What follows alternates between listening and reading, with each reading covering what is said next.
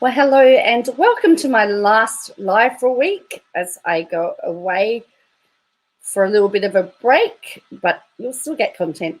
It's a good bit to talk about. We want to catch up with the latest on the Melissa Caddick story, and if you've missed that, we will give you, that's the lady that went missing in Australia after stealing lots of money, millions and millions of dollars. There's been an update in some court stuff with her. We've got a sort of a backflip from KJ. I don't know. I guess it's an apology if you don't really want to make an apology, but maybe you do want to make an apology. Maybe you were wrong, but maybe you weren't wrong. Yes, it's like that. It is backflippy. So we've got that. And we've got some more Saltzy stuff. He is really unleashing on Twitter with the hackers. So we've got lots to get through for our last night for a while together. So here we go.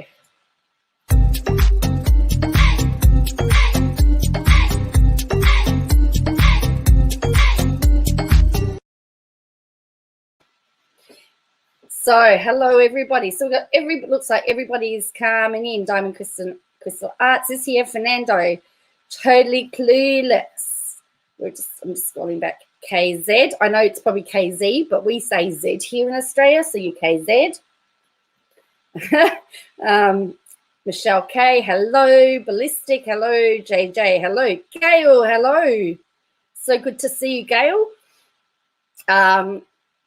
Sarah loves donuts. JJ, yes. Genevieve. I thought I saw that Amber chick as well. Hello, everybody. No vacation for Joe. We need you. Yes, Gail's in lockdown at the moment. So how is lockdown going, Gail? Hope you're surviving. So, yeah. I grew up with British friends, so Z is cool with me. Cool. That's great. Yes, so Gail's in lockdown again. So I know that the little trolls have been infiltrating streams again. And so if the little trolls come, we want to have a little bit of fun with them.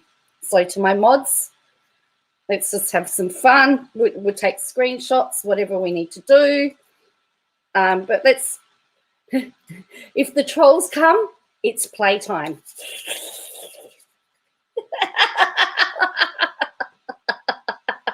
We can all take turns. So who would like to be first to play with the troll?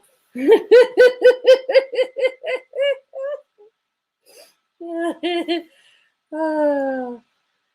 Genevieve says we're supposedly mask free here in April. Oh, fun with trolls, yes. Cool troll provoke, yes. Hello, Phyllis. Oh, Laurie.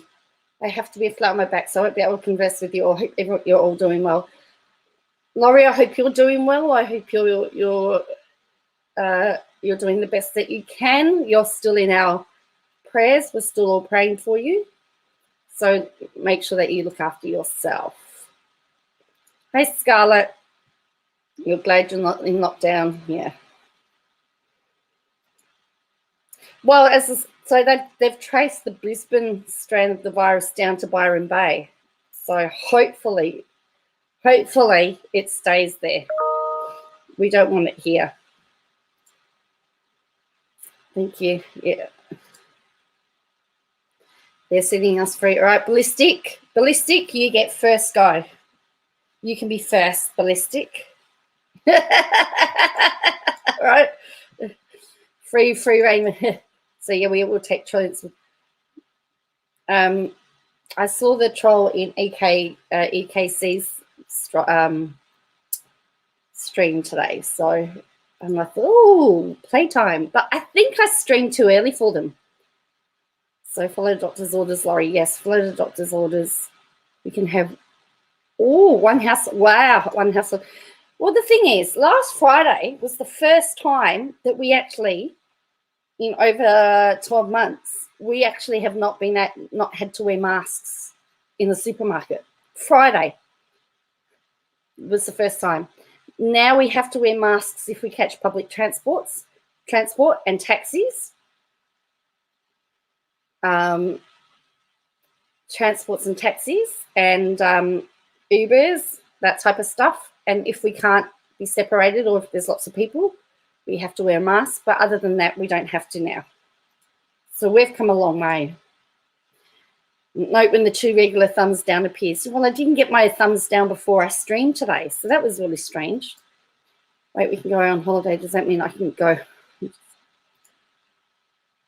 That troll was pretty disgusting, Michelle K. Yes, I did see. I caught the end of her stream, so I was in and I was going to say hello, and then I thought, oh, there's a troll, and I was just seeing her.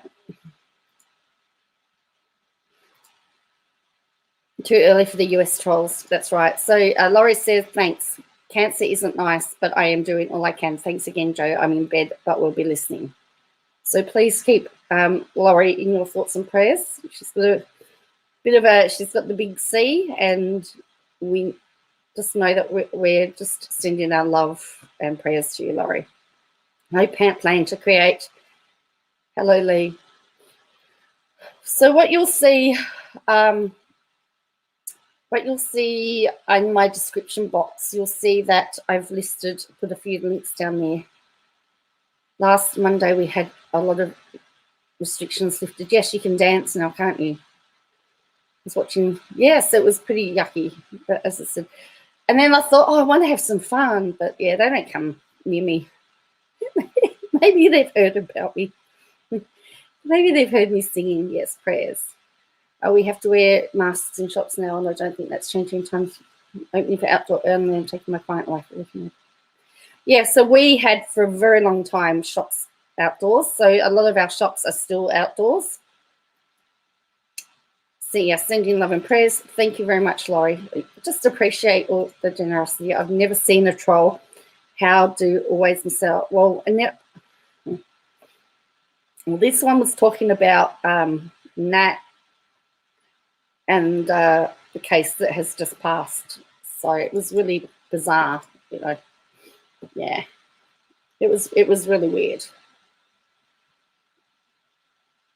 So I've put some links in there. I've even given credit to our friend Without a Crystal Ball. I've linked to her video. I've put in Manda Pants's video to spelt Without a Crystal Ball. I've done a double C. I have to edit that later. Yeah, so where are we?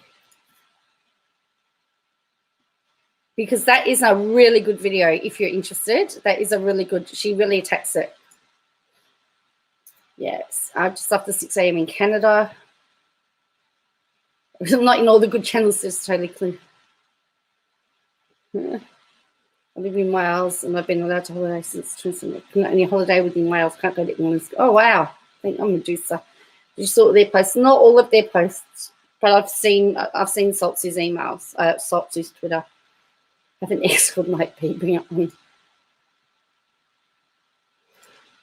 Yeah.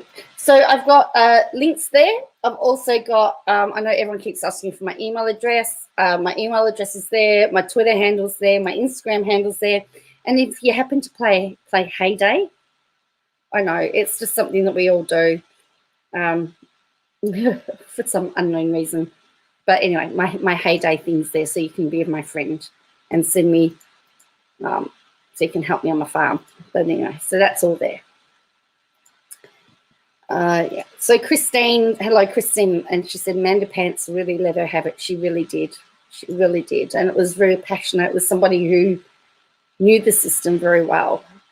And I think Harmony said last night in the stream that she had been adopted as well. So people who had been adopted were very offended by her video. People who adopted children were offended. She offended most of the population yesterday. It's fair to say. That's just about everybody. And today she's gone back to her Duggar content, and I'll show you her Instagram because nothing's changed. She's now trying to set disputes up within the family. I know.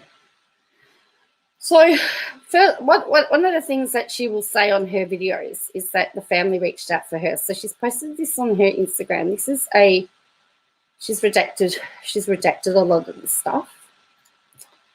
But of course, the birth, Noah's bio mum, aunt, and sister have all reached out to me. So this is the information from that. So she's posted that, which I'm not really interested. So now she's back to the Duggars. Jeremy and Ginger, Ginger and Jeremy back on Instagram now. They're baking or something. They are combing their shop and podcast into one page. No word if customers receive refunds or if orders were fulfilled. Well, guess what, KJ? They don't need to tell you. KJ offended people. Well, I know. Amanda Pants I caught on replay, and it was raw, made me emotional for her and everyone else. She said, yeah, she hurt a lot of people yesterday. Heidi, everything that KJ said on YouTube, I believe, is a lie. She's trying to save face because she knows she was way LOL. Well, that's why I described this video as her doing a backflip, because, but then I watched it. I actually watched her video. I've actually had to watch it a few times because I don't know exactly what her point of the video was. Because it was like, it's like the apology that you have to make but you don't want to make. And she was, 1 minute she's for the family, then she's against them and for them and against them. All I know is that, what I know is, so the family friend that I was talking to, because I sent my videos, I was asked to send my videos to the family, which I did, is that they had been in touch with law enforcement and they were following their orders. So I would imagine that being the police chaplain, they would have got some good law advice. So all of their social media has been taken down at this point in time. From what I heard, they are looking at what options they have, and they are taking the advice.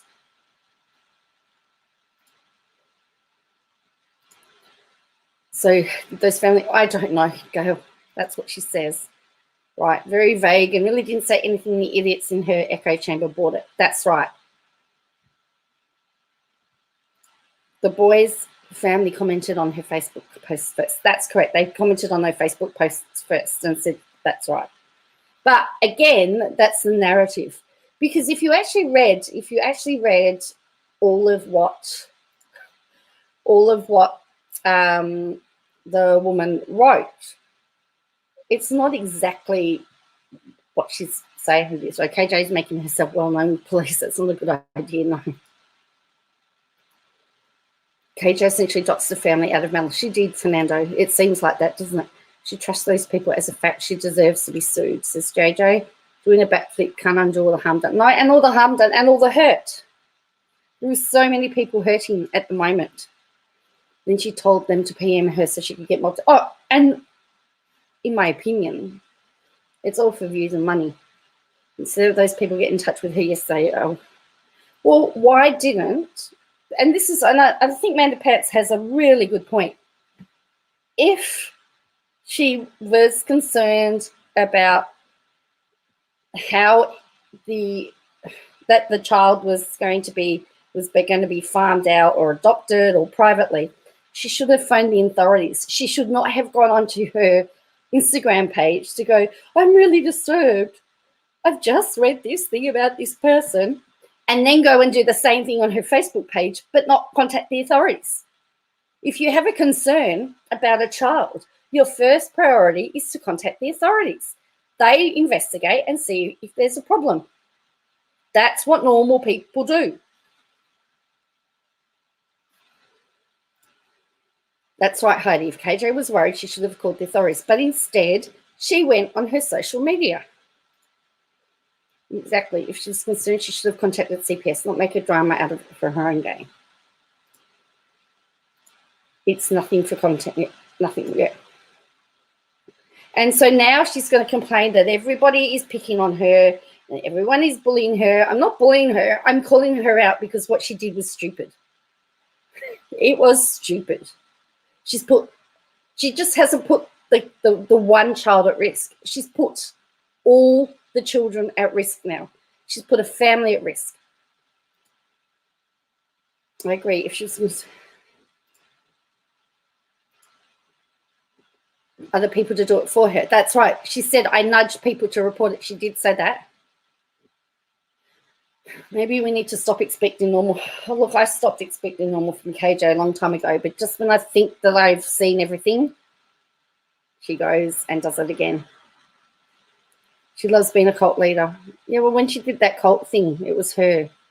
I mean, she doesn't seem like she really cares about the boy. She wants to drag the adoptive family. That's, well, and don't forget, Scarlett, the adopted family were Christians, or as she calls them, fundies. Now, from what I can understand, they're Christians. I haven't seen any proof of them being fundamentalists, but they are Christians. Boy, we are a mutual admiration society here today, everyone. Hey, TV movie show. KJ does not understand valid criticism is not bullying. KJ would have been using her sources, although yesterday I got the impression that Toad was not happy with her live stream. Well, I got that impression too, Michelle. We saw that, didn't we, in the second one. Cannot be reasoned with, says KZ. I wish I could give her a nudge. Yeah. Christine. Exactly, Joe. She's an advocate, yeah. In my opinion, but I think Toad is getting fed up. He seemed to be getting fed up yesterday.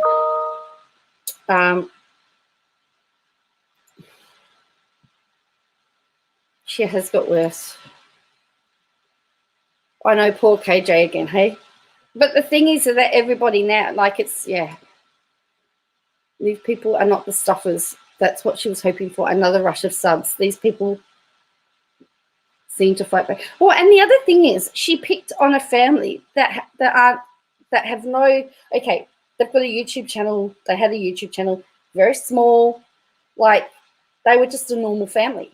Like, it wasn't, what did he do? What did, he was making lots of noise and he was banging around. You know, like what happens when, like, you're annoyed with your partner and so you want to let them know that you're annoyed, so you start banging pots and pans around in the hope that they notice. That's what he was doing yesterday.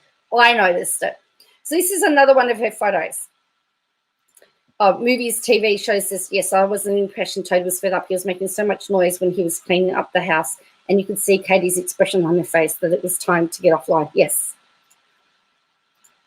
Ballistic says, I'm hoping he was packing his stuff up. I mean, that's the thought of her sitting on live stream, packing up her stuff amuses me. Well, he had boxes in his hand. I think YouTube should review her channel. I've only rewatched all this today. Oh, yeah. See what you missed, Gail.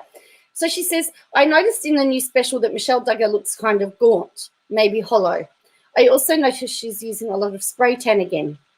So now we're back on Duggars. I know Ginger went down this route when people were worried she had an eating disorder.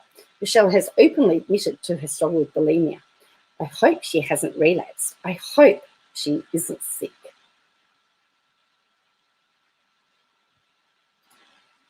He would probably like some help with the house, and maybe Heidi was passively aggressively moving boxes around. He wasn't he? It was very obvious. Well, it was family day, correct, Michelle. I am beside myself concerned in reporting of the child's identity. That should have been kept. Correct, Sarah. Who does that? I don't know who does it. But anyway, that's her latest. Apparently, she's saying Michelle's looking gaunt, not very well. The brain and morals and souls seem to be empty and hollow to me, says Ballistic. So then we've got this one. Ben Seawald really can't stand Jessa. I don't think he can hide it anymore. No amount of flowery language can convince me, my opinion. So she's saying that Ben doesn't like his wife. She's saying it's mutual, that they don't like them. They don't like each other. I need a channel discussing because I'm finished. It's dangerous, says JJ. Exactly. She has no right to do that. Leave the children and their names alone. She is jealous of Michelle's weight loss. I think so. Okay. But did you, JJ? According to Reddit, she's also telling people to reach out if they've been hurt by their IPLP. She's trying to rescue people. Yes, that's right. That. Projecting again, says Ballistic. I think she's reflecting her own marriage on others. So, don't forget, Jess is expecting their 4th child too. And we know what we're like when we're pregnant. Well, I know what I was like when I was pregnant. Yeah, that's the latest one, Gail. She wants people to reach out. She's got all these anonymous sources. Now, this was another really weird one. This was another weird one that she was posting today. That's so weird because I don't feel right. So this woman says, you know what makes me feel most empowered as a woman? It's not getting an abortion or rapping about the wet. It's being a good housewife and cooking for my husband. She says, wow, that's so weird because I don't feel empowered by getting abortions either, and I can't remember the last time I ever rapped. I wish this page was a joke, but she claims to be a housewife, but has a huge platform, sells merch, and makes content. Hey, Kate, you have a job.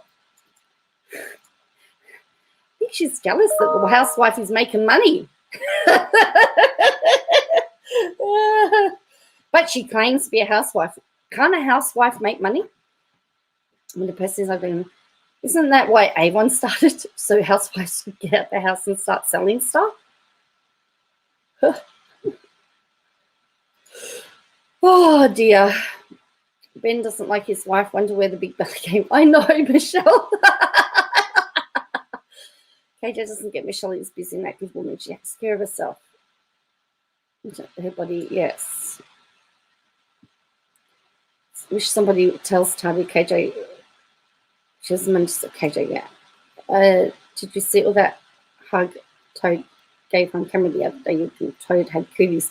Yes, I saw that too. So yeah, so she's not happy. So I think she's jealous. But she claims to be a housewife, but has a huge platform, sells merch and makes content. You have her platform totally wrong. Don't read her the wrong way, please.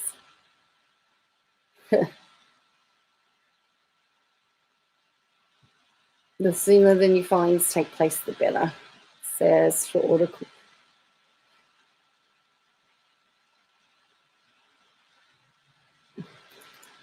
So I'd say somebody's jealous, but then again, KJ's not a housewife, is she? Toddy's.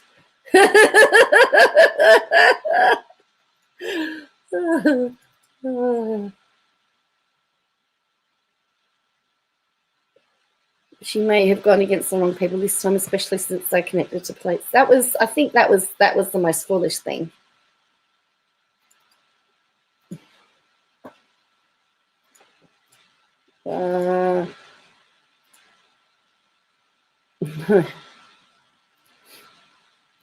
Why is KJ taking someone for doing exactly what she does? This is madness. Because she's jealous. Maybe she's more successful at it. So let's have a break from KJ for a moment. Let's go to our missing hello Toad, the wifey. Yeah.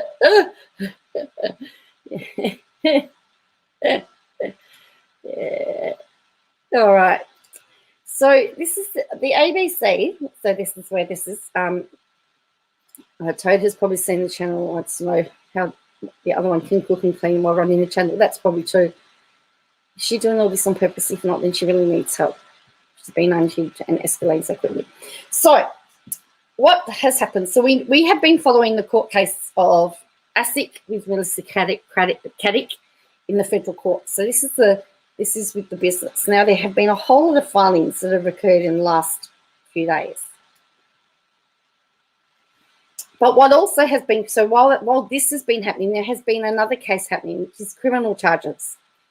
So there was 38 criminal charges filed, including pretending that she had a financial service license and other fraud-related matters. What ASIC has decided to do is to drop the criminal charges because she's disappeared. So you can't have a criminal trial without the criminal. And so they've decided to drop the charges and put all their focus into recovering the money. So they're trying to find the $20 million or so. So, so they're saying here, so the lawyer here said, withdrawing the criminal charges will enable the civil case to proceed. We will seek to refile the charges if she does reappear. Further down here, the New South Wales Police Commissioner has stated he's satisfied that she's dead, although that will be up to the coroner to find. There was a warrant out for her arrest, but now that is no longer, that will no longer be the case because the charges have been dropped. So the other thing is they also, I guess they're also hoping that if they drop the charges, she might come out of, if she's hiding, that she'll come out of hiding. So there are 74 investors who are owed $23 million. So the police are preparing the report for the coroner, and that will get to the coroner by mid-June. So sometime in the second half of the year, the coroner's report will be finalised and will make a decision as to what he believes has happened to her. But in the meantime, the case in the federal court is still happening. So as I previously said, her parents have put a caveat on the house that they're living in so that ASIC can't sell the house from under them. And ASIC could put a caveat on the house so that the family can't sell the house under them. So, yeah. So they're trying to put them there. They want to put their time and effort into getting the money back if they can. The foot was definitely hers, Medusa. Yeah, they did DNA testing, and it's only the foot. I suspect she leapt off the cliff. Well, as I said, the police at the moment are of the belief that she has jumped off,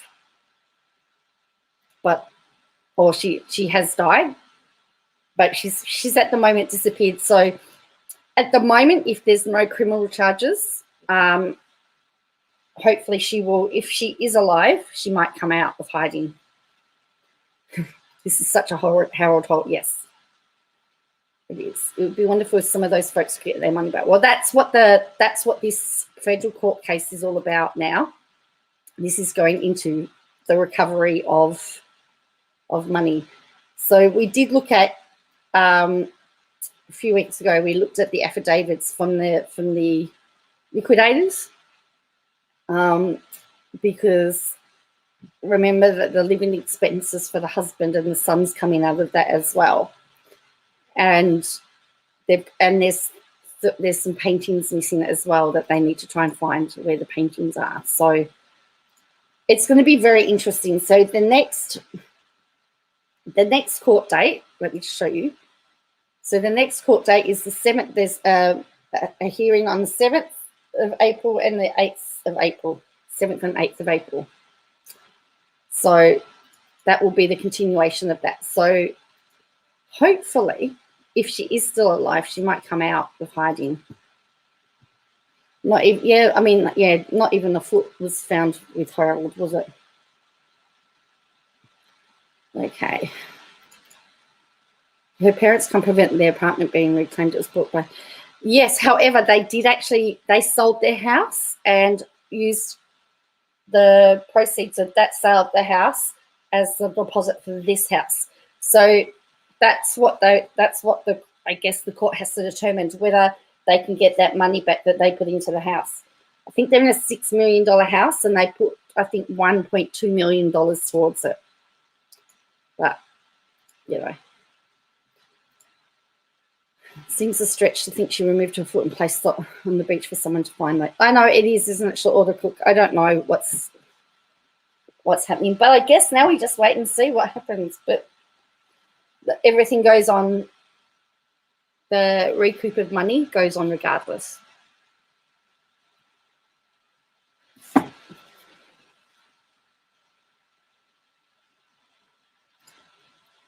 How worried do you think the being-based accountant is about the investigation after push? I don't know. Oh, human animal. Hello. I have no idea. Forensic accountants would be having a field day with this. I think so, Fernanda. Morning, folks. Did I miss any rants last night? You haven't missed the video that was done. And there's 111 people watching. So hello, everybody. The coroner can sort it out. Yes. So in June, the police will give the file to the coroner. So she's presumed dead at this point in time. That is the working theory from the police. However, now there's no arrest warrant. She might appear.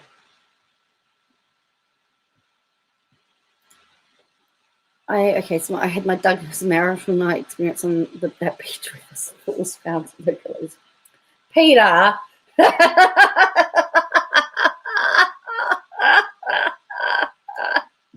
Oh dear. Oh. Did you have your change of underwear though? I reckon Medusa. It is sort of like a movie plot, isn't it? So what it looks like, because she was financial services, so she said she was investing people's money, and the thing is, she didn't invest the money; she was keeping it for herself. So no snacks. Okay. So let's look at. So we know what's happened with Salt. We know that Saltzy had some sass yesterday. He was a bit sassy yesterday. Yeah. He had your swimsuit. Oh dear. Yeah, it did catch up with her. It did. You woke up dreaming how we were at a concert together. Cool. Frank was a good one. Okay. So Saltzy's had a few. So remember this one. Hope you had antibiotics. Yeah. Gucci. She was investigating Gucci, Christine. All right. So we remember this one yesterday where he gave Mein Kampf 1 star. And then he did this one. So this was another one. Seems to me Nat is experiencing psychotic symptoms and should be locked up for our safety. Saltzy says, when people go to this much effort to discredit a person, it's because they are scared of the information that person has. Yes, people are spending a lot of their time and effort trying to discredit someone, helping us track the hackers. Ask yourself, why is that?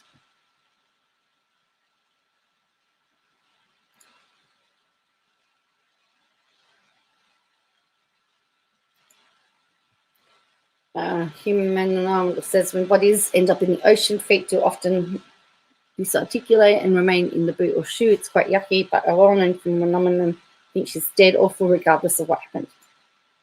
Peter, the Tigers forgot to mention sand in unusual places. The amber cheek man, what was said yesterday to Saltz crossed the line. I know the FBI doesn't take too kindly to hate speech, that's for sure. So that's that one. So then it was Saltz. Oh, this one says 5 stars from us. All Jews should be gassed. There's still time though. Saltz, watch your back. Oh, he says, wow, now we have hate crime. It is interesting that I am the one using social media to immediately condemn their messages and to assure all that we have no association or collusion with the hackers. Despite the hackers acting to benefit others. Silence can be deafening. Boom. Somebody put a boom down here, I think, on one of the threads. Now, if that was not, I think this is it? Yeah, here you go. There's the boom. So,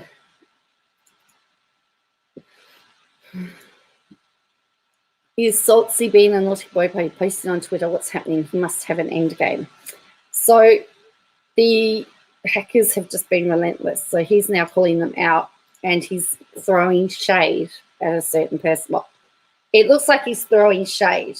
I think his last one, that it is interesting that I am the one. It is interesting that I am the one using social media to immediately condemn their messages and to assure that we have no association or collusion with the hackers. This despite the hackers acting to benefit others. Silence can be deafening. So, because they're trying to discredit Nat. Why are they trying to discredit Nat when the case was dismissed is my question. Saltzy is pointing out, yes, he is pointing out it hasn't stopped. Saltzy mentioning the narration of a certain book was a jab at Toad's. Yes, it was. Yeah. They aren't in a lawsuit at the moment. He can throw shade now, Ken. Yeah, they're in a lawsuit. They aren't in a lawsuit at the moment. But I was saying last night that if there was a refiling, she would immediately start harping on about all of this, about how he was using Twitter, blah, blah, blah, blah, blah. Now, I'm not saying that either way, but last night's one I thought was interesting. But again, there's been more shade thrown. He's saying that it's interesting that everything that's been said is a benefit to a certain person, and yet they aren't condemning the hacking. Why? That was absolutely, I hope whoever is behind it is caught. He sure did throw shade though, and I loved it. Because they don't understand how to work. But why are they still going after Nat? And I think he's got a point here. It's the fact that what does Nat know? Why are they still trying to discredit Nat? I don't know. Like I've got so many questions here. I've got so many questions, but I don't understand. Yeah, I don't know because there's no case. For most normal people, in Erin's chat, they said mine. They quickly deleted people, but people got screenshots. Yes, and there was another one about a discussion between me and Swanson, trying to implicate Swanson in it. They might be in negotiations for a settlement, hence KJ's absence from. Well, but what for? What are they settling? Because there's been nothing filed. The case was dismissed. There's nothing to settle at this stage. There is no court document. There is no thing happening.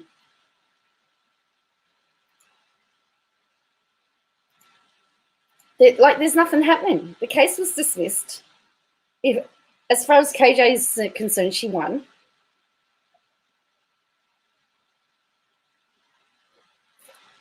Why are they still going after Nat? And why is it still going after Saltz? They've threatened Saltz about refiling, so they're obviously worried about that. One thing I could think of is that there's truth to what Nat said and they want to silence it. Well, that's the thing, Lady Crane. You can't help but think about that, isn't it? Why? Yeah, not on the merits. Nat was letting them use her to track the hackers so she would be the key in the hackers' case.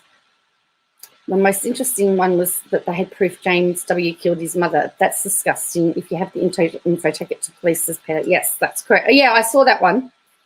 They could still settle out of court before refiling, says Stacey. Well, they could. There could be conversations. From what I read, they have IP addresses of the people who hacked Nat as it happened in real time or something. It says, hello, BJGW. So here's my little speculation and theory. I think this is going to go from a Tuddy and KJ thing to a Saltz and KJ thing, and it's going to be cyber harassment or something like that. Might be low. I think they're saying, hey, look at Nat, it's not me. Sarah loves donuts. I know he knows there's a connection. He's saying his piece online before it's investigated by police. Just complete speculation there. So I'm wondering whether he's not going to file hacking or some type of do something civil. I don't know. Nat is a witness to KJ deleting stuff which could be condemned. The wording and threats sound an awful like a certain someone when they spoke out during the live. It does actually. So anyway, I don't know. This is all like it's wrong. And don't forget that it's a Jewish Passover. The Jewish people are in their Holy Week, just like Christians were in our Holy Week. We're in our Holy Week. Yes, cyberbullying is a big thing. Cyberbullying is a thing in Minnesota, and that's where I think he's going to go with. That's where I think he's going. I think that's the angle he's playing.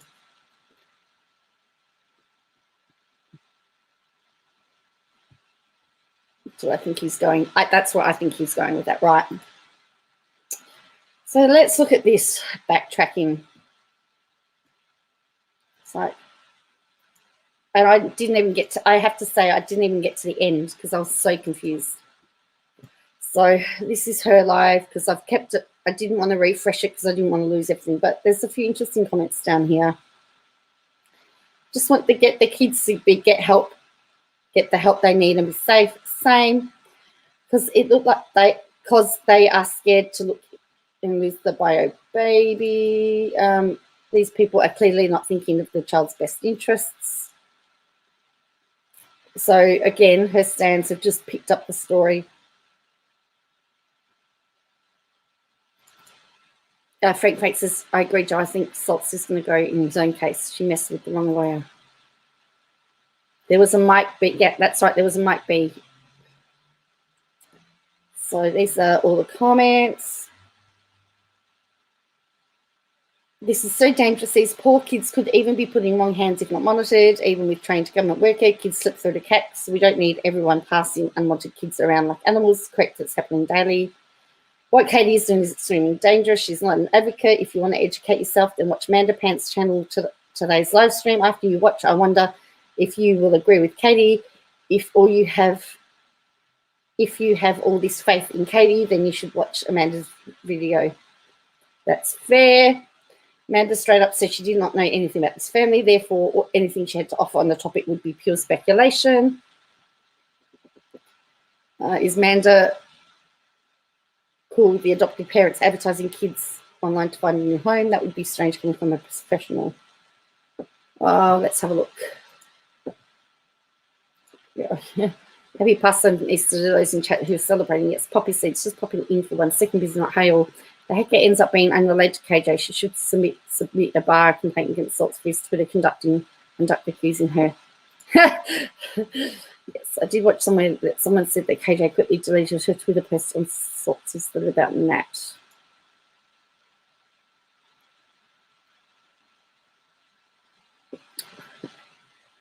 If KJ won't speak out against the hacking, she should at least bear out speak out against the hate speech. That's right.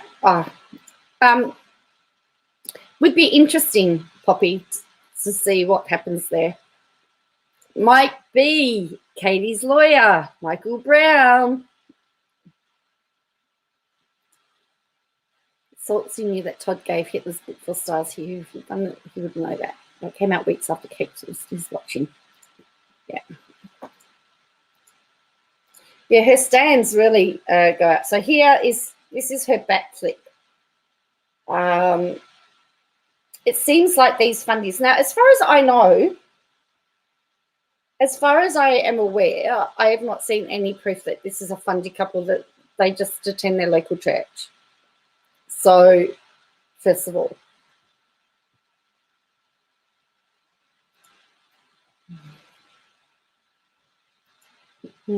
Right, so let's have a look. Then speed it up.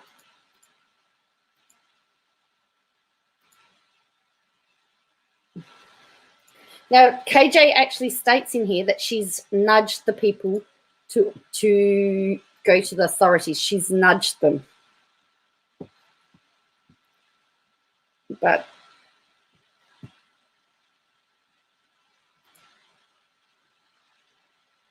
what's actually really sad is that it's only had 10,000 views. Okay. To do, and we have a little bit of a resolution. So I wanted to jump on here and just talk through what happened and everything. So I shared a bunch of information last night. False information. Yep, but okay. Well, she put a whole family's life in danger by the sounds of it. About how there was a mother that was on Facebook, and she was basically posting for a home for a kid, and there was some concern about like the channels in which she was going in, and there was all kinds of stuff that was coming out in all these different directions. And what happened was they deleted the post, they deleted the blog, they deleted their social media. And yes,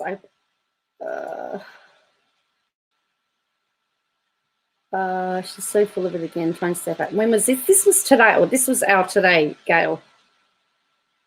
This was today. This was on 9 hours ago. I am, regardless of religious, they should not be harassed and abused. As I said, I believe that they were told by law enforcement to remove everything. And yet she flipped. And Kay Collins clapped back at her and ended having cages. Yes, she did. Yeah. Exactly, Joe. She put lives in danger with her foolery. Amanda Pants said it beautifully. This woman has gone completely off the rails and needs to be stopped. Did I save a copy of it? No, I haven't. This is actually from her. This is from her. I'm giving her a review, short order cook. I was going to record it, but she went live when I was in when I was in class. I took screenshots of it. Cool. I could go yell abuse at people and say Tadi's bestie. Doesn't mean I'm connected to her. KJ would be idiotic to be doing it if she is. She would be. Didn't know there was more. What's the wrong with her? Yeah. Yeah, this was done. This was her first video of the day. Hi, Christoph, and always. Oh, can we hear the video? I thought I had it up. I'll put it up. Yep. If you can't hear it, let me know.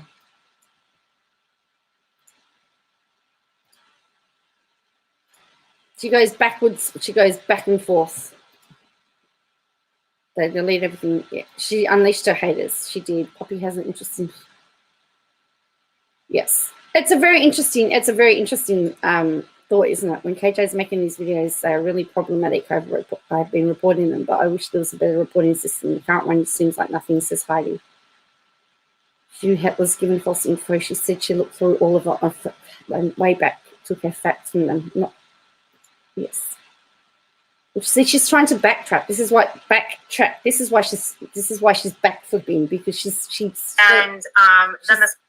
got herself into some hot water.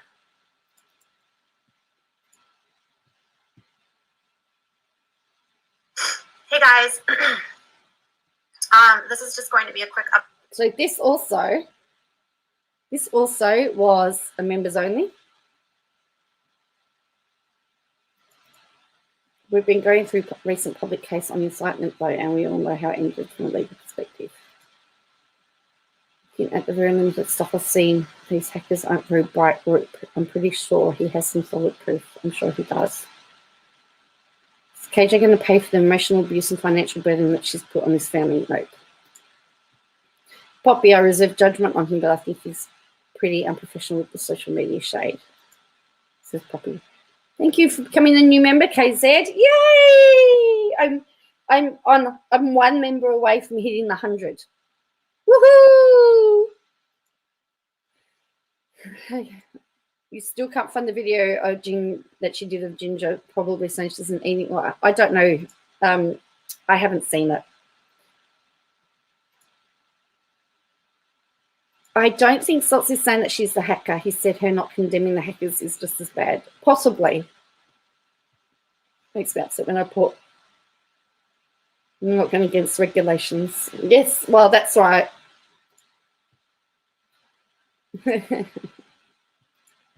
All right, so here we go.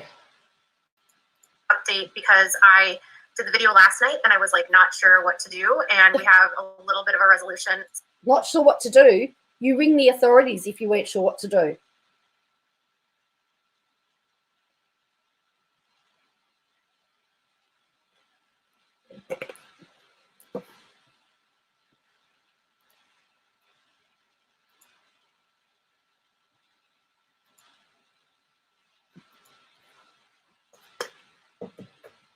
If you're not sure, if you weren't sure what to do, don't make me join one of my backup accounts. Come on, number 100. Well, guess what? That Amber Chick, I actually discovered I had another account and I joined as well.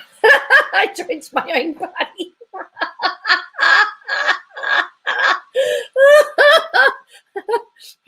I didn't want to miss out on my party. So, yeah. All right, here we go. So I wanted to jump on here and just talk through what happened and everything. So I shared a bunch of information last night about how there was a mother that was on Facebook, and she was basically posting for a home for a kid, and there was some concern about like the channels in which she was going in, and there was all kinds of stuff that was coming out in all these different directions. And what happened was they deleted the post, they deleted the blog, they deleted their social media. And you'd do the same too if you suddenly had if you had stands after you, you're just going to hiding. I was told that they'd bunkered down. Oh, thank you, Short Order Cook. Thank you for saying that. I'm funny. Say no shame there. Yeah. KJ's engagement does not reflect. No, they don't. There were replies to his tweet sheet basically saying they believe it's KJ based on what he's saying. So the argument is there that he knew what he was doing, so already cautioned by Judge Barrett. It's a very, yeah. For his sake, it better be KJ. They closed it down because people were bombarding them because, well, that's right. I saw some of the stuff that was posted on the pages, and it was pretty disgusting. It was pretty disgusting. I mean, and I'd also read that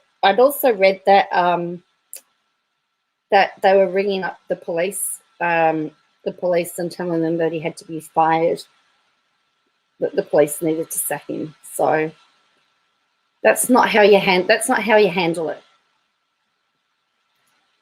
And then this morning, I woke up and there were multiple messages from people involved in this reaching out to me in my DMs. And I'm realizing that the situation as a whole is very complicated. And obviously it's not one that's like the first thing is like, this should never have been like a situation where you're at your limit and you're reaching out to solve the problem. It should never have been put on there. Yay! Thank you, Tony Cleolis. Yay! 100 members. Woo! Woo! Woo! Sorry, I shouldn't do that while we're watching this video. I got my first vacation on Saturday morning. Haven't had a bad day since. I'm better having fun. Yay! Thank you, everybody. I don't like the smug oppression in her voice and smug grin in the face as she talks about this as Christine. But yeah, it's. Just because somebody shared it on Facebook doesn't mean that it's there for the whole, well, yes, it's there for the whole world to see, but it doesn't mean that it's your job to do it. Boy. I mean, I've essentially got everything. I mean, if she wanted to go deep dive onto me, she'd find A, I've got a pretty boring life, and B, everything that you need to know is out there. I got no secrets. I got no secrets. But the same can be said about KJ. She can't be held accountable for what people say, so neither should he. We should celebrations do a much more. Thank you. All right. And then you know what? I got to 100 members, and then I'm leaving you for a week. No, there'll be videos. There'll be videos. And when I get back, we're gonna, you know those really boring slideshows that your family would come back from and you'd have to sit through. Wow. To sit through. Well, we're going to do one of those when I come back. I'm going to go, and there's the elephant from the zoo, and this elephant is named whatever. Oh, look, and this is the show bag that I got. So I'll do that when I get back, but I will be posting videos throughout because it's a 9-hour drive from Melbourne. So I already know where we're going to stop. We're going to stop at the Tucker Box. Gundagai. I think it's Gundagai. where the dog and the tucker box is. You always have to sit there. You always have to go there. So wherever that is. So KJ said in her video she'd researched the family and the situation. Now she's saying she got false facts. Yes, she is. As I said, she's backflipping. Yeah, some great questions, and I'll just put it on the replay. And yes.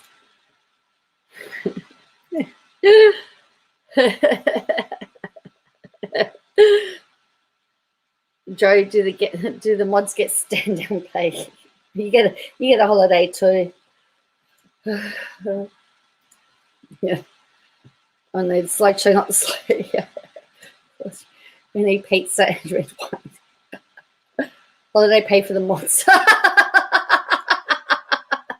Oh, Rick misses the party. Maybe he's stuck in the corner with KJ, because we did say that we're going to have to. Hey, Princess Jax. I won't find a Deporian. Haven't had a vacation many years. I love Rick. Well, you know what? I haven't had a vacation. I don't go away either, very rarely. And this one is like this one I'm not paying for. This one's free. And the only reason why I'm going. let's be honest.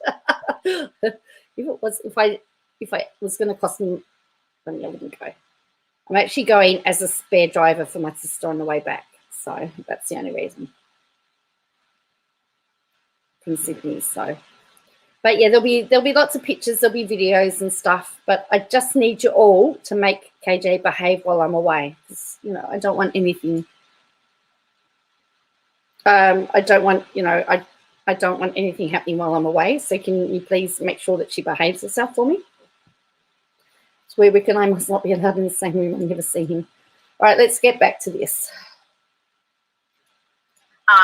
It was, in my opinion, looks like just a mess. It's an utter mess. So, in her opinion, it's a mess. Well, it became a mess because you made it a mess, because instead of minding your own business, you made it an issue. When am I leaving? Technically, I leave tomorrow night, but I'm not leaving until Thursday. I'm staying at my sister's house tomorrow night, so I don't have to get up as early. So you're not asking for much, this short order course. Asking for the impossible.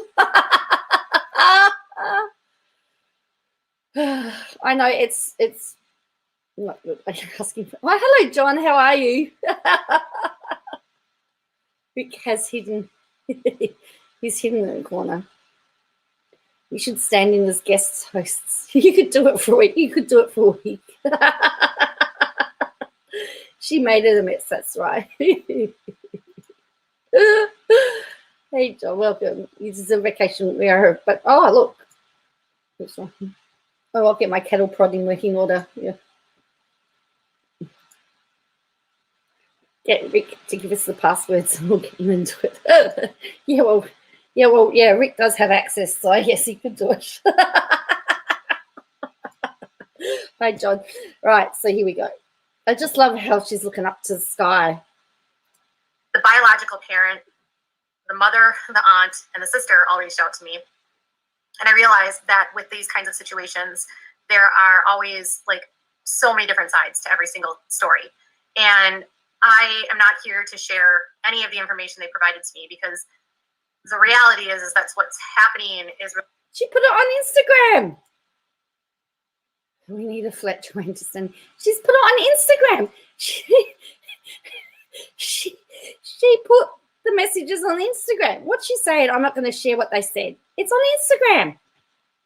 We have to find a way to say it. Well,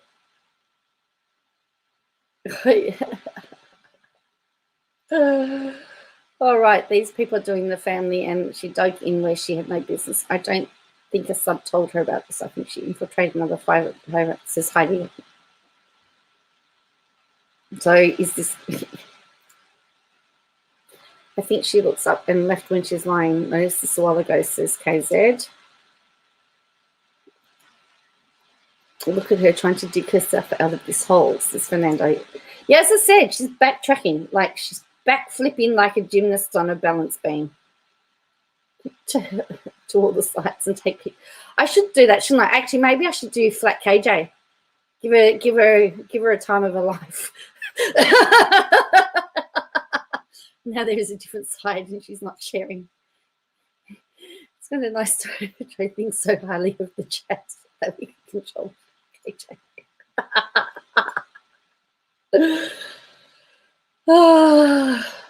They probably reached out to give you. There's more than 8 actually commenting, let alone watching. So why a few likes? So yeah, so she actually a beginner gymnast who keeps one off the beat. I was a gymnastics coach for about 10 years, so I've seen them try to backflip. She would have been in the private group. Yes, flat KJ, and then when she misbehaves, put her in the corner with flat Rick. The flat KJ, okay, leave it on the Story Bridge. The Sydney Harbour Bridge. Yeah. So maybe she was sent a cease and desist and knows now to not ignore them. Sydney Harbour Bridge, you mean? There was talk of that, of a cease and desist, but I don't know. I haven't heard whether it actually happened or not. But from what I was told, the family was taking their advice from the law enforcement. Flat KJ sit in the background on the lounge. You're giving me all these ideas. Try eyebrows on paper top. Oh dear.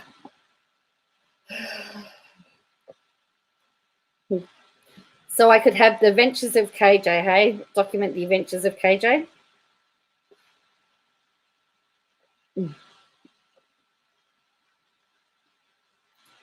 Really bad. And the circumstances are horrible. And what I've learned in the last 24 hours is that there are a lot of people that would rather circumvent the proper channels and go about things their own way, not ensuring what happens will be in the best interest of any of the other people, any of the other parties involved. It's like not using the proper channels for their own selfish reasons because they don't want to have any prying eyes in their lives. And in situations like what happened here, proper channels need to be a part of the situation. So what happened is after some talking to the biological aunt and the mom, they agreed that this needed to be handled with the proper authorities and not like fought out on Facebook and not fighting about what was right or like who needs the kids and who doesn't. There's still a bunch of bickering back and forth going on here, but I think the proper authorities have now been contacted, and that's the good news. So the bigger issue here is that the proper authorities were involved in the first place. So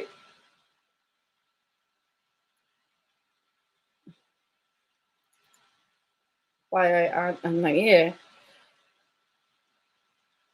The thing is, her credibility is shot, really. We did a whole pile of stuff today about credible sources and not believing everything that you hear and researching. Is the proper, yeah, that's right. Well, and YouTube's the proper channel. You know, it's just, yeah. As I said, I gave the family the copies of the videos that I had taken yesterday because the Instagram one has disappeared. Talking about things disappearing, the Instagram one you can't find. Does anyone think she'll go after Manda Pants for her video? I don't know, but Manda Pants has said it's game on, so it'll be interesting to see what happens. This makes they probably reached out to her and told her to let the place deal with it. Not usually brings out my petty derogatory stuff, and sometimes it's funny. Yeah, so the authorities are involved, and the authorities are the authorities are involved as far as the situation with the boy, and now the authorities are involved with the harassment. You best not. Amanda Pence is much more loved than KJ. Hello, Kim. Been really sick, but I'm here today. Well, welcome. I don't think she will, Christine. Amanda isn't someone who will take it. No, she won't back down. And she saw the reception she got the other day. And Amanda, when she says, and if she comes in, block her. I thought that was really good. That there is this sub-world in a lot of these churches and in a lot of these fundy clubs and fundy places where they would rather do things their own way and then getting people involved that can actually help and manage and navigate the situation. Now, from my understanding, the adoption was completely legal. So they used a court and they had home studies and there was evaluation. Did she say illegal or legal? Say for my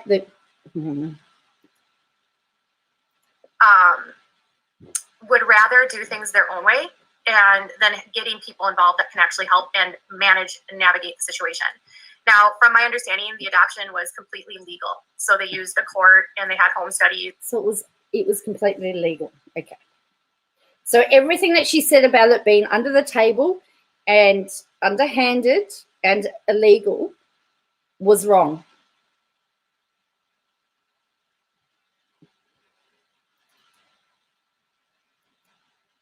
Yeah, I thought the father works with the police, so he isn't going to do anything illegal. KJ can't even lie straight in bed. Oh, that's the KJ. The more she's told she can't talk about something, the more she spills.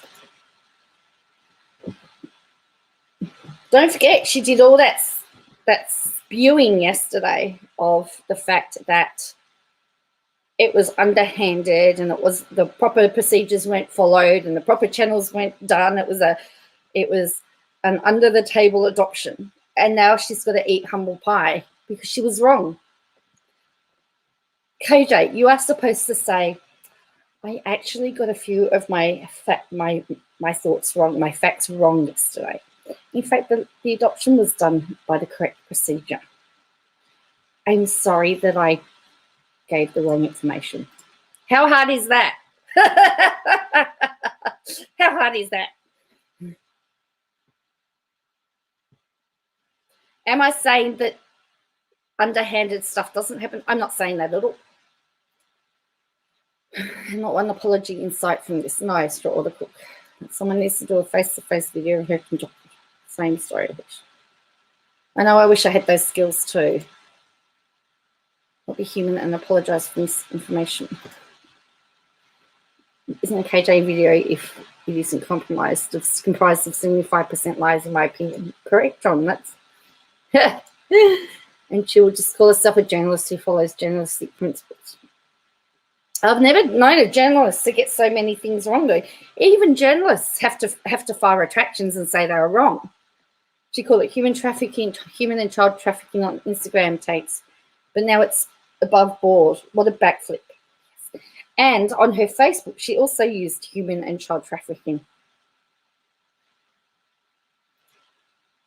She said they put him up for sale on Facebook and called the actions human trafficking. She also still has the hashtag human trafficking on all those posts. She's accusing them of human trafficking when they went through the proper channels. Some Olympic type back. This is gossip channel at its best, yes.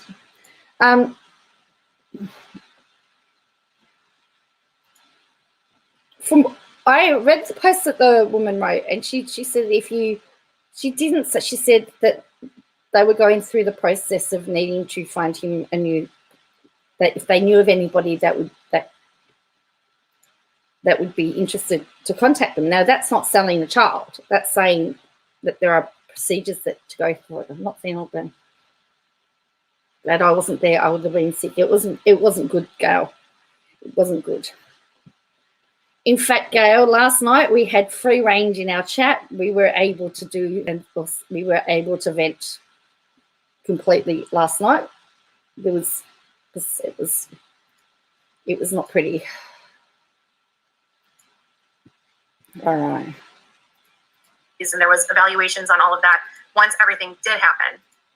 There's disagreements on whether or not this was a situation where this was something that was wanted by the bio mom, but that to me is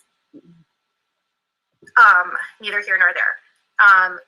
What is at play though is that if it was a proper adoption, she would have had to have signed the child over in a proper adoption. So with the father.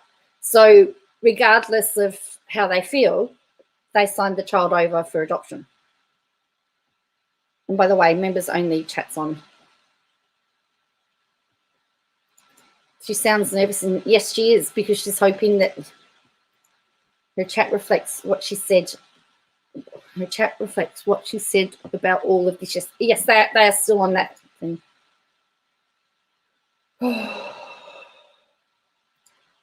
People are getting pretty upset with her, and soon somebody big will hassle her, and then she'll be sad fishing. It's coming. It's her pattern. Wait for it. She will say she's been bullied. Well, that's what I reckon. They could have threatened to sue her too.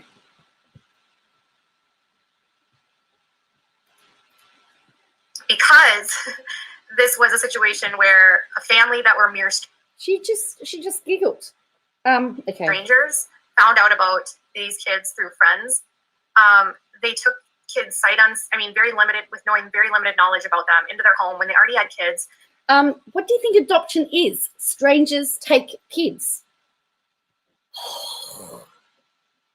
The mother commented on father. We're going to have... Are they upset? No, they're not upset with her in chat. They're upset at the family. Like this comment says, good morning, Katie. Good job as always. This whole thing is terrible. It's awful. Advertising an adopted child as if it was a dog. I'm just like, oh, this whole thing. This sweet child needs love. Hey, Nana Kimber. She has members only. Yeah, you can hear she's nervous, and obviously she knows she's screwed up. She knew if the chat was for everybody, she'd get called out. She should have spoken to bio mum and aunt before putting false information out. Now she's tried to take credit for bio mum contacting the proper people. She should have contacted the proper authorities first of all if she was concerned. There's not enough people. People are offended, but not everyone is reporting. I have to go. That's true. Her eyes keep looking a lot. And this is why it's really important. This is why these videos were important, particularly the Instagram one. Last night, it was important for the Instagram one and the YouTube one to be seen in context back to back yesterday to see how she changed. And I'm hoping that her stands watch. Birth mum had 3 girls, 2 boys, could not take care of them, but KJ wants them to go back to her. Rescue lady, I was reading something where I think some correspondence she posted with the aunt, where the aunt said she took the girls and the boys had to go into, were placed in for adoption. And now the mother's remarried, had another child, and now she wants the boys back. Just needed to act quickly. Now, according to what the adopted mother wrote, that it wasn't till the boy was older did they realize how much trauma, when he could start speaking and telling about what he went through, did they realize the trauma that they went through. We need to replay comments in a few places. I commented how she's not an advocate, blah, blah, blah, but yes. I know, I saw that. I read that out before. So I'm just going to take this back. But so now she's going on about strangers adopting a child. But like, and also even if you look at foster families, they're strangers. They don't know them. There's a reason why boys were placed into care to begin with. She's already signed them away and authorities won't hand them back. It's going to fire in her face. It's going to be, I was just trying to help with the trolls account with KJ. Both boys went to adoptive family. Counsellors recommended splitting them up. Yes, Scarlett.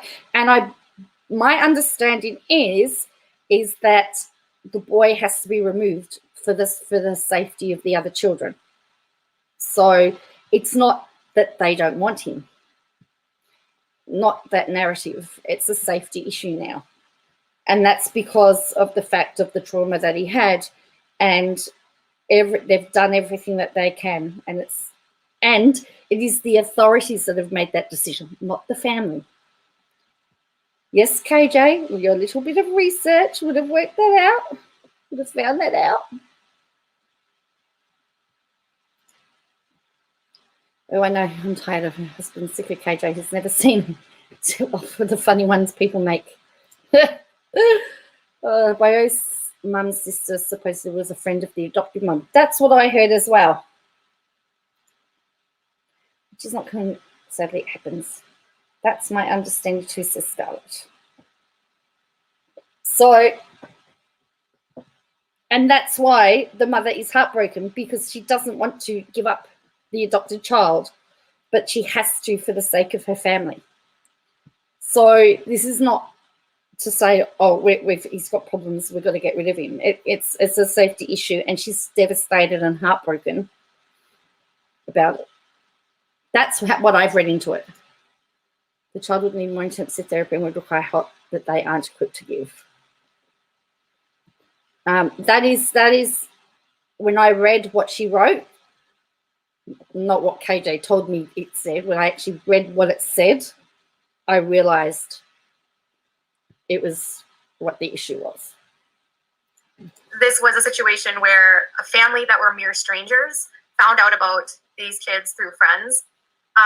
They took kids sight very limited, with knowing very limited knowledge about them, into their home when they already had kids. And, you know, we shouldn't be placing the safety and well-being of our children in the hands and decisions of pastors guiding families on what to do about this.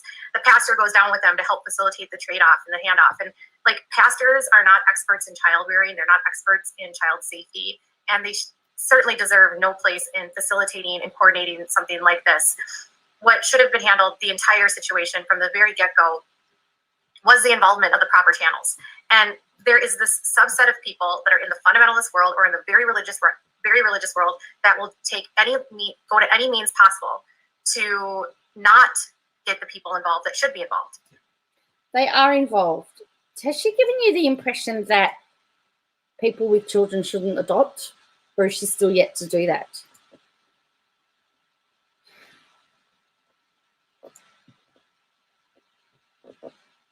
She's so wrong. But keeps on blur. Yeah. So before, did you notice the tone's changed now? She's just, her tone has changed again. She's gone into arrogant tone now, like about fungus. Some pastors very, well, that's right, they do too. What I'm hearing is that the family's trying to keep all the kids safe, just as she criticises Douglas for concerning Josh. Well, that's right. Yeah. So it's an apology, but still an attack on just the people. Correct, totally clueless. Child safety says the woman who put the other children in danger from the haters. Yes. The family who were mere strangers. What does that sentence even mean? I don't know. And then she's going to... you spat out your drink. So now, because she goes back again to the sad one again. And they make it seem as though it's the scary state. Like this, they don't trust the state. They don't want to be with the state. And that's what I was told. Like, they don't trust the state. But that's what you were told from the adoptive family, from the biological family. You didn't have a discussion with the adoptive family. You've only got one side of the story yet again, and it fits your narrative, so you're running with it. You don't trust the state, but then here we are, 5 years later, and you're in a situation that is similar to... They don't trust the state, but the adoption was legal. Hang on. Is she just implying again that it was illegal? Hang on. Then 5 years later, but she said just a minute or two ago that it was legal.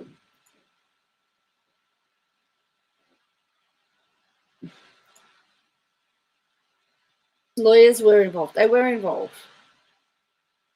They don't trust the state but work for them. I know.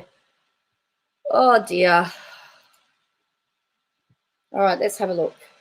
State. They don't want to be with the state. And that's what I was told. Like, they don't trust the state. But you don't trust the state. But then here we are 5 years later, and you're in a situation that is similar to what would happen in the so-called state, but with less resources and less help. But it was all done above board. You said less than a minute ago that it was...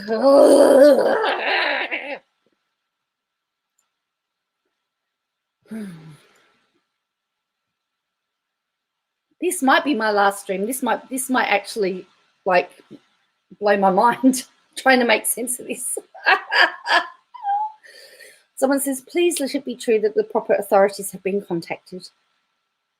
Yes, they're involved, KJ. They were always involved. Breathe in, breathe out. Oh, dear me. Oh, it's like ridiculous. Seriously ridiculous.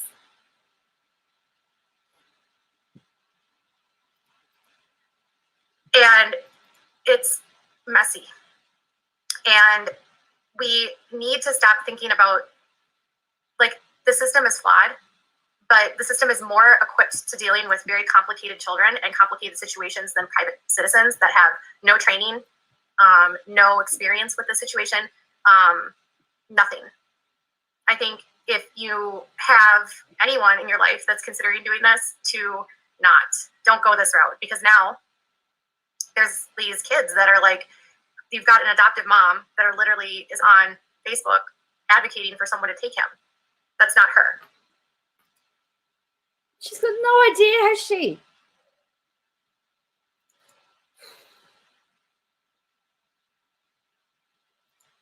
Fernando says, you made it messy, KJ. Yes, she made it messy. Somebody just wrote down the fact that they, yeah, anyway. It's doing my head in at the moment.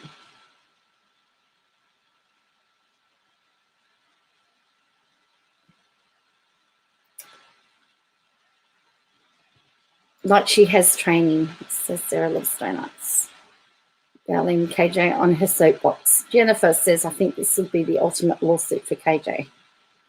Well, she has said some stuff that would be borderline I would consider borderline defamation. And the fact that she was telling her stands last night that she felt like she didn't know what to do, and then they proceeded to harass the father could technically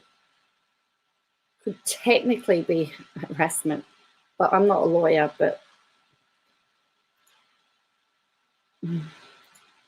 the thing is they still do. And I tell you what, if she was in a lawsuit, they would all say, oh, poor Katie, oh, you were just trying to think of the boy. No, she wasn't thinking of the boy. If she was thinking about the boy, she would have kept her nose out of it.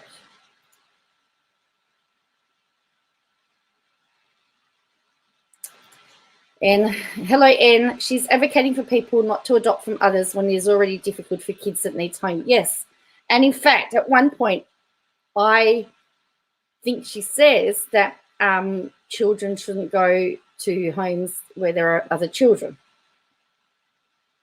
So Josie's acting like she's so smart, fooling people into thinking she knows what she's talking about, but the UTI thing should tip people off that she's ignorant. You have to say that was a great laugh, though. I still think we collectively could have a class action suit to sue her for her cringiness. See you, Scarlett. All right.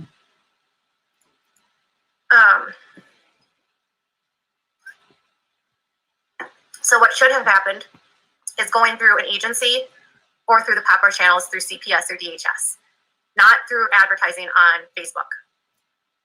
Even if you're at your limit, advertising a child on Facebook in this manner makes it look like you are literally selling a kid.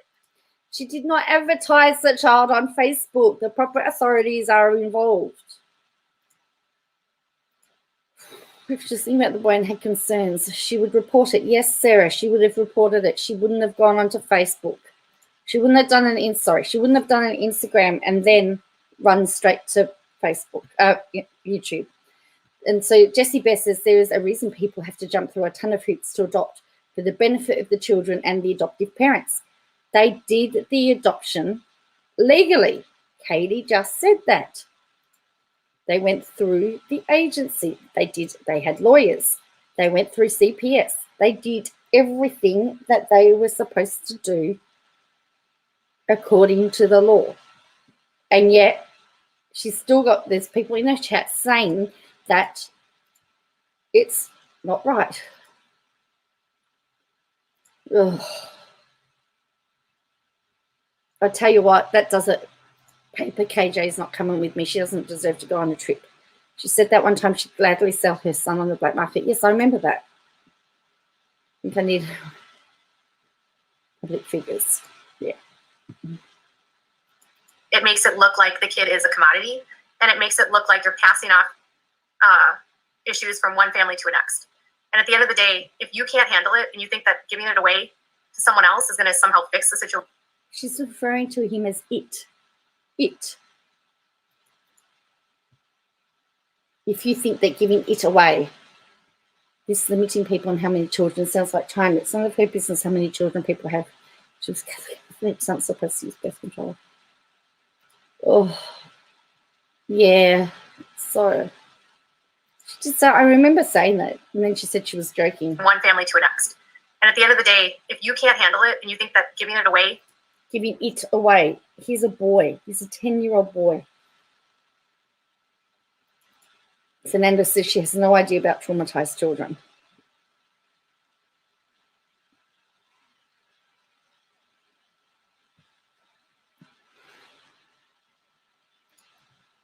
Christopher says she's a bad, bad person.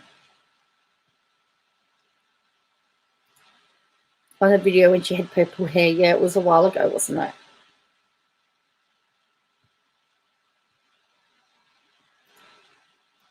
Someone else is going to somehow fix the situation. I really don't think that's the process at all in this situation. So after a lot of talking today, I finally was able to nudge people to make the phone calls that they needed to make. Now she's taking credit for nudge. She goes, nudge. So now she's taking credit for it. But it's not going to go anywhere because the authorities already knew. The authorities recommended it. Oh, hey, Cindy Sue. Hello, it's just Sherry. So now she's saying adoption as a whole is wrong by giving it away. Yes. Good morning, by the way. And apparently things are going to be looked into by the proper authorities. And that's really what we should be encouraging and advocating for in these kinds of situations. It's not circumventing these channels because you don't want to deal with them and you're afraid that what you might have to face because of it or what the child might face, and then somehow deciding that you're making the best decisions when clearly the fact that you made the decision to adopt a child wasn't a good decision to begin with, and or it was a misguided decision. And now, so now they're saying that they were wrong to adopt the child. The child was 5. The child is now 10. And they're just discovering the extent of the trauma now. Like, seriously, she's got no idea. So someone says, is the family IBLP? Not IBLP from what I've seen Katie post. But I believe still fundy, just a different flavour. But I don't think they are fundy. She uses her own son for views, like what she is on, says Nelly. Members only chat. I think KJ knows what she's doing. She's doubling down after everything that's been said and correct information that came out in 7. Oh, gosh, that's what she does. She doubles down. She's just digging her hole deeper now. Where I live, it is acceptable for the parents to be involved in choosing the family for the child. Oh, that's good, Cindy Sue. From what I understand, from what I've actually read, and I read this on Katie's own posts, that they knew the art, and they were asked to take both boys, and then it was decided they needed to separate them because there was issues with the boys, and so they found that the boys were separated for safety, and now that there seems to be a bigger problem, and it's been recommended that they find somewhere else. I think they're wanting people. I think they're looking for people that can. There's a lot of time needed. She throws oil on fire and smokes when people are burnt. Yeah. You want to give up. And listen, adoptions fail all the time, and they are messy at times because kids. Now she's contradicted herself after just saying that. She's just said adoptions fail all the time. That's what she's saying. Adoptions fail all the time and they're messy. So hang on a minute. She's just ripping into somebody because of a failed adoption, but then turns around and says, but adoptions fail all the time. Actually, only in the US, between 1% to 5% fail. And I got that from the US Adoption Agency statistics. And 135,000 adoptions occur every year. Fernando, I'm adopted and it went fine. So there is a small percentage that where there are issues. Anyway, so now she's done another backflip and saying, well, they fail all the time. So why she just kick the boots into this family if now she's saying that they fail, that adoptions fail? Like, my stepson and his friend got pregnant. So they gave up the baby family. They've been wanting the baby forever. It worked out for all of them. Oh, that's great. It's just Sherry. It's really good, isn't it? If I started writing that from it, I chose not to have children. My mid-30s found it's probably the best not to. Wow. When we are dealing with traumatized children, you will have failures, but it's a very small amount, yes.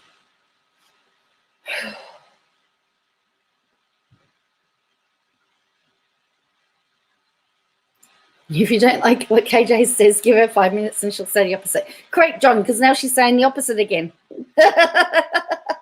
We got the opposite. Kids can come from really tough backgrounds, and nobody is discounting that. And you certainly don't want a child to be in a situation where, because of their background, it causes any undue issues with the kids that you have. And because of that, you want the safety for all the parties involved. You want backflip. I don't understand why her Instagram, she's totally different with her statements. Is she just doing this to get a rise of people? I think she's playing to the audience with wind whispers. There's an open adoption. They got pics maybe every year with an update. It does not have to go through to be legit.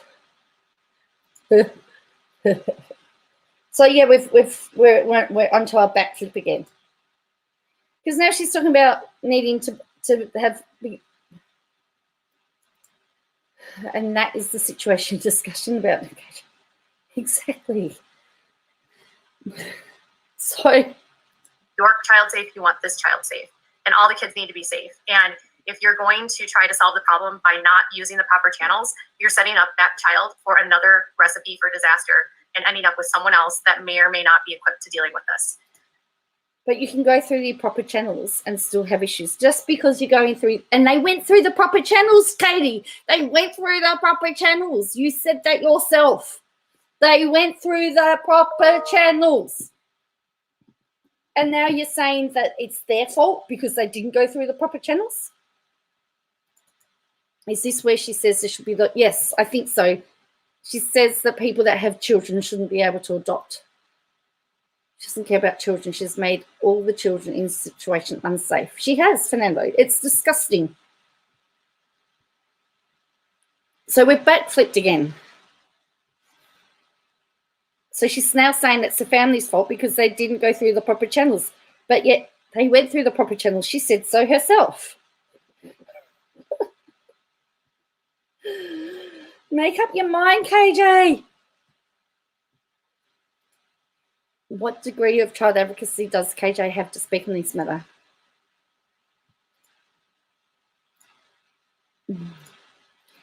Hello, YouTube manager. I'm not a creator, but a mod. Oh, okay, you'll take my call. Great. Can you please take action? In subs the flag. Yep, I know. Wait, is KJ a licensed social worker now? Just because she has a son with needs. Oh, have you seen Jessie Bear's? Yes, I did see Jessie Bear's comment, totally clueless. Have you seen Jessie? No, the family is not IBLP, but still funding put into KJ videos. So you can prove that KJ is giving info as fact. Yes, I'm starting to yell. Does she understand how fostering works as well? All the kids need to be safe. Maybe that's why they have to change things for the other children. But that's why the two boys had to be separated as well. I'm not sad about it. It was my choice finding out about Lucas. Right, here we go. We're only 9 minutes in from 25 minutes. I know before I didn't get past the 20-minute mark. We can call her Pancake. She will flip every time. Oh, she just... So when I tried to watch this myself when I got to 21 minutes and I couldn't anymore. So, all right, we can do this. So I believe that for now, we may have people looking into it or that are going to investigate, at least doing like a welfare check of some magnitude. Now it says, Jessie Berlin says the issue isn't an adoption failing, it's the posting a kid on Facebook that is the problem, IMO. Let me find, just bear with me for a moment. I want to find the post. I want to actually find the post that she posted on Instagram because the unredacted, the one that, because if you actually see what she posted, the woman is talking about that they wanted people to pray that a family would be found, and if God was calling them to take the child, then to talk. But at no point was there anything about we're getting rid of this child. Let me see if I can find it for you, because I think we need to see what the context of it was. Oh, this is it. She's taking a lot of it out.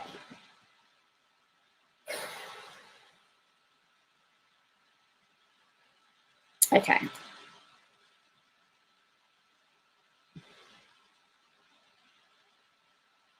So it says, this picture says a lot more to us, more than it might be saying to you. This is Noah, our son, our forever little man that has received the most amount of our heart, tears, fight, and prayers. We love him as God loves him and care about him more than is possible to write. This was written not in order to give up our son. In fact, it is completely opposite. As much as he is our son, he is God's son, and we want what's best for him. Please know this is the hardest letter I will ever have to write, but looking out for the betterment of Noah's future is my job as his mum. And as his mum, I know this is what I need to do. Please take some time to read this. And if you know of someone who's been called to adopt, please share. We are forever grateful for all of the support and encouragement we have been receiving, and we are covered in your prayers as we walk through this incredible, difficult time. That is what she's saying is the for sale sign.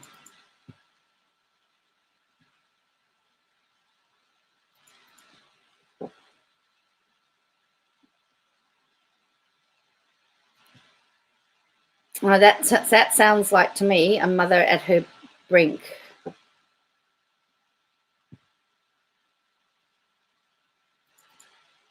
Oh, wait on.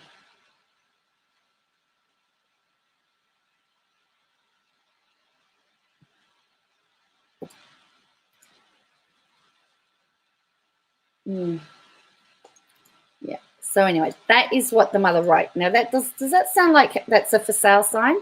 No.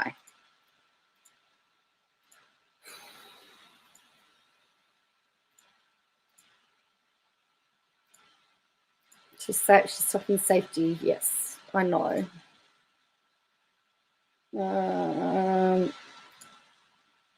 So KJ would rather have this family keep a child that cannot publicly care for.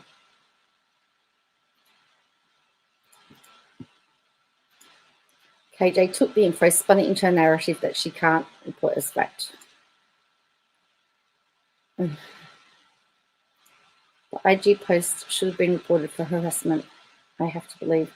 Yeah, I believe some people did report it. That's all right, you're allowed to get psychiatric. No empathy from KJ, take them instead. Sounds like a mother who is feeling a lot of emotions and struggling. Yes. So she said, if you know of somebody that's interested in adoption, please reach out. I don't know. I've never put something like that.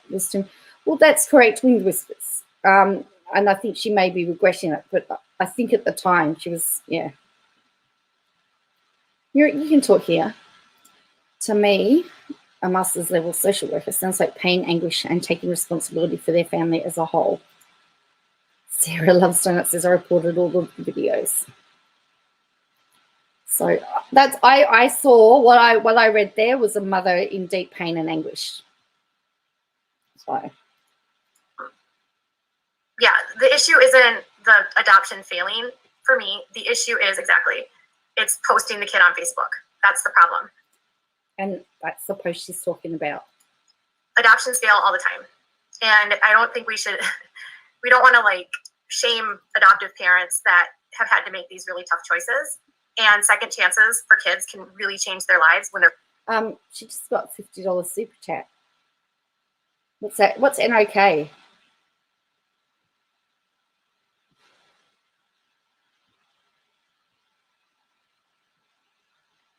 Place with the right family. But the problem is that we need to stop talking about using social media to find those options. Thank you, Catherine. You are welcome, Christina. So that was her reaction for that. That was her reaction to a 50 whatever it was super chat. That was her reaction.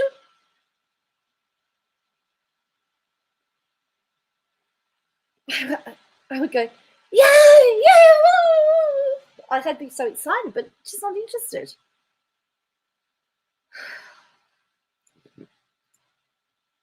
Doesn't sound like she's going to sign this on the way. She just wants to wait.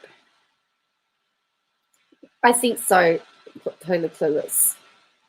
I'd be afraid to put my business online too. It's scary. This chat is a welcome space. Lewa will continue to be given on this topic, even though we rarely need to step in normally, since the chat is so respectful. That's correct.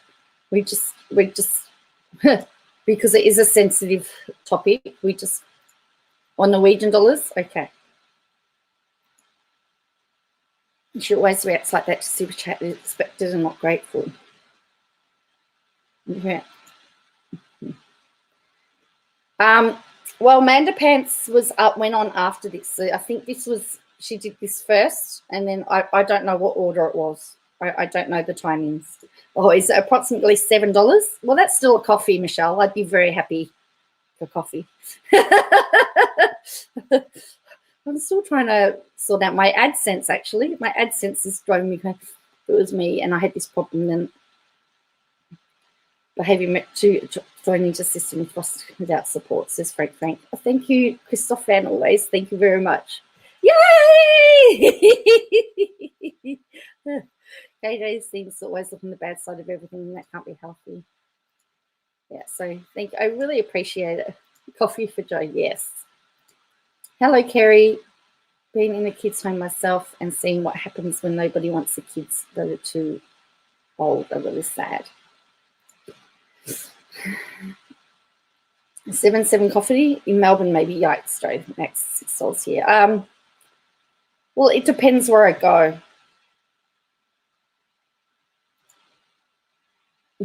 Yeah, thank you for your super chat. Yay, coffee. I won't ever say no to coffee. Amanda said she looked into the family and they went out of line. Not that she's 100%, but most it seems like okay, said Amanda. Yeah, it's as I said, what I read, I went back and read what it was, and she did react to that. So I've put Amanda, if you haven't seen it, I have put the link in my information. Hello, Kerry. Sorry, I didn't say hello to you. But I don't know that this is helping with people wanting to adopt children. I think this is, this isn't going to help the situation. It's trying to make out she's the saviour of all. It sickens me, says Fernando. This is not helping. This does not help at all, in my opinion. How much for coffee? Get mine. Well, because I have to have the biggest coffee, totally curious, because I have to have the biggest, whatever I can find. It can be anywhere between $5 and $6 Australian dollars. And Melbourne is the coffee capital, and we make the best coffee. So I'm going to be very judgmental with Sydney coffee because Melbourne make the best coffee. Just saying. I'm half tempted to take my own stuff and do it myself. But anyway. And so at the end of the day,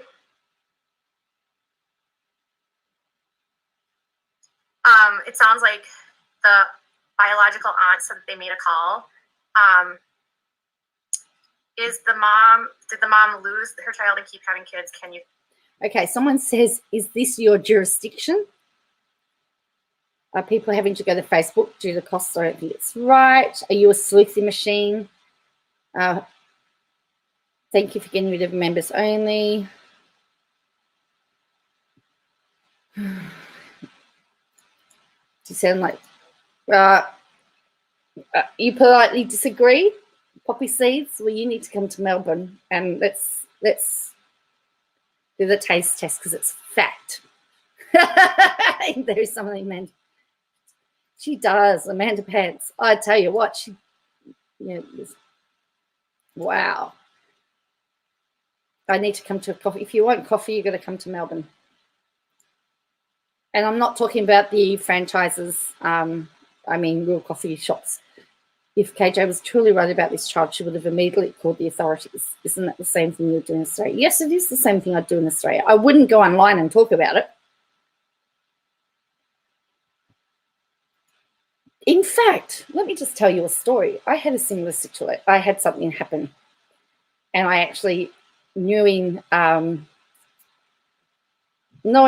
Poppy's background, because it was complicated, I actually contacted Poppy and had a conversation with Poppy to seek advice on what to do to make sure that I was actually doing the right thing. And then I did we had a discussion, and it did involve a child. We had a discussion. I had to take it because it was my workplace, I took it to the church, my boss at church, and we came up with a solution that we were all happy with, and we did what we had to do. But I didn't put it on Facebook. I didn't go on YouTube, and I didn't do all of that. But I knew, knowing. Can I agree that Melbourne has the best coffee shop? But I can agree that. Oh, great, thanks. I sincerely mean that. So, yes. So I've had a situation where I've had to do it, but because I knew I know what Poppy does, and I knew that she could advise better than what I could do. So that's really what I do. In China, the people go to parts and laughter therapy. They start with a fake laugh. Cool, that sounds really cool. So the comment, yeah. You can't leave the state, no, but I can. It's the first time I think I can leave the state. But anyway, so that's what I did. But I mean, I could have gone on YouTube and talked about it, or Instagram and talked about, but there was no point talking about it. I had to do. It's okay, Joe. I do immigration law. Well, I wasn't going to. I mean, that's not my job to tell you. Yes, it did involve immigration. It involved visas and people on visas. So it was going to be. It could have. It was going to be complicated. So I needed to speak to somebody, but Poppy was the one I spoke to. I've had to report family members because it's the right thing to do. Yeah, it's tough. But anyway, as it so happened, everything was good. Michelle, are you saying that are you saying it's biased? Hopefully it works out well. Yes. Well, everybody has when I pick my destination, I should go to Melbourne because of the coffee. Whoa, everyone else is disagreeing with me.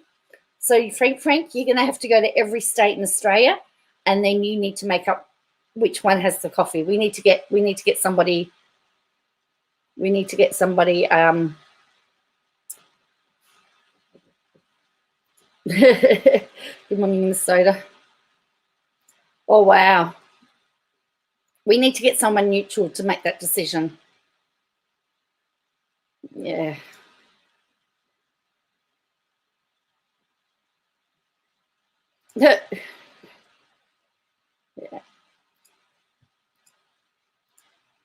Yeah. That's a lot of coffee. Might be twitching by then. Frank's a girl, but that's okay. Frank's. That's all right. I'm happy to drink the coffee. There was once I was we were out for. I'm digressing a lot today. Once we went out for lunch after church, and all these people had ordered coffee. No one could remember whose coffee it was, and they were going to take it back. I said, "Well, don't take it back."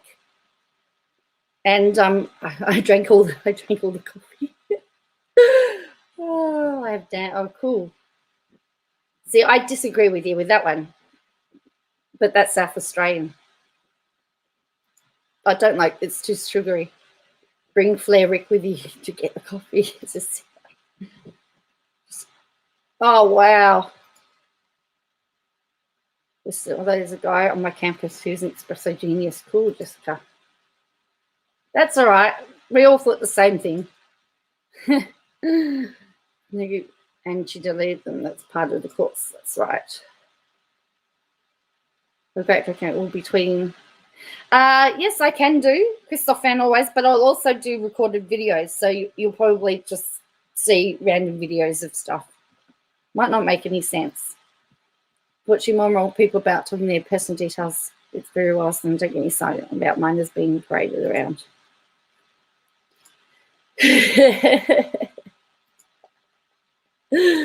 Yeah. All right, let's get back to this. Hi, Will. I didn't see you pop in. You don't know what you'll do without. So I'm actually planning to run the videos, schedule the videos, or I'll have to get my editor to make sure the videos are set to run at the time you'd all be getting up.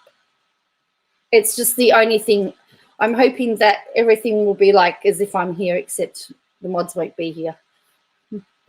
Oh, it sounds like she's using. Yeah, well, maybe. Oh, thank you, Kim. Oh, thank you, Lady Crane. Well, thank you. Very appreciative. It's funny. Harrison's not coming on the trip, but he's given me his show bag list. And I said to him, Harrison, where's the money coming from? And he goes, your super chats. And I said, but what about yours? He goes, no, I can't spend my super chats.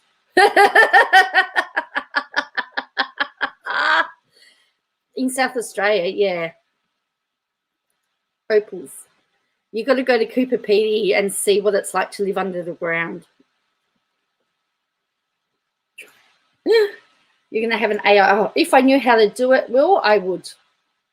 But I'm hoping to set videos to go so that between 9 o'clock and 10 o'clock my time, 9 my time that the videos will go. Yeah, Harrison can't get too drunk.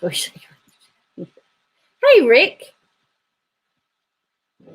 So if there's any problems with the channel, it's Rick's fault. Because he's in charge while I'm away. I'm going to Sydney. And I'm driving. It's an 8-hour drive. Oh, don't give me. Can Harrison run the channel while you're out? Oh, no. He actually did ask that.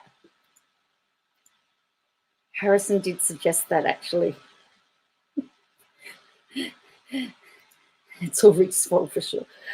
But I don't know. I just don't know what. I don't know. I can't control him. You know.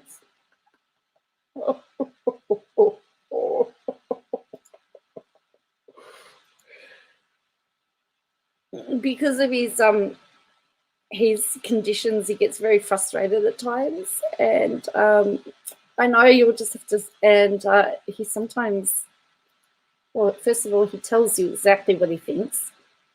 Second of all, he can curse like a sailor. So, and my channel would get demonetized very quickly if I left Harrison in charge. And I've heard him yell at KJ on the videos, and I have to say he's funny though. I might have to get him to do a live with me. She keeps asking. Joe is going to take a flat Rick on vacation with her so he can keep flat KJ in.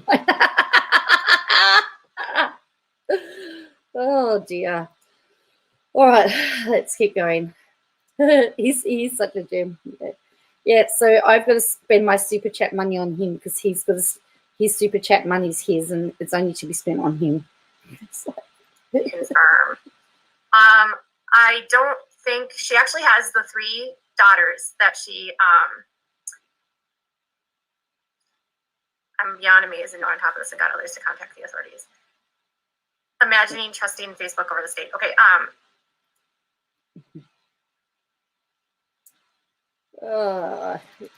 He probably would throw everybody in the corner. You've got to prepare for a Zoom meeting. Okay, Fernando. I'll be around. I'll just be in a different. It would be just a different me.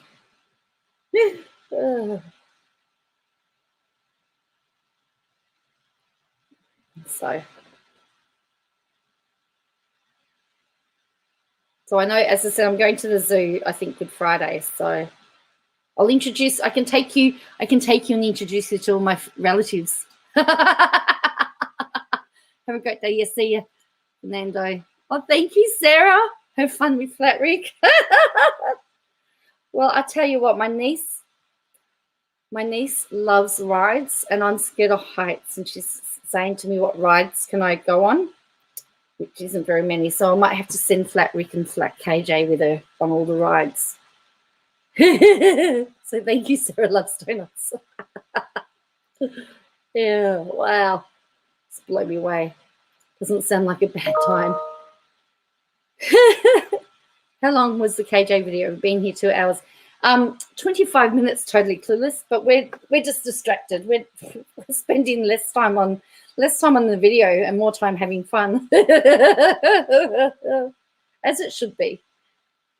Oh, by the way, Rick, we hit 100 members today. Woohoo!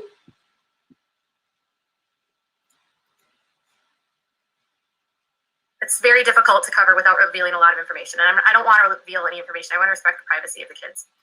So,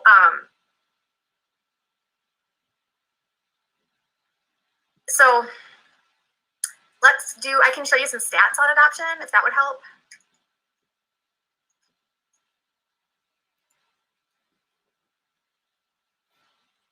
Let's look at that.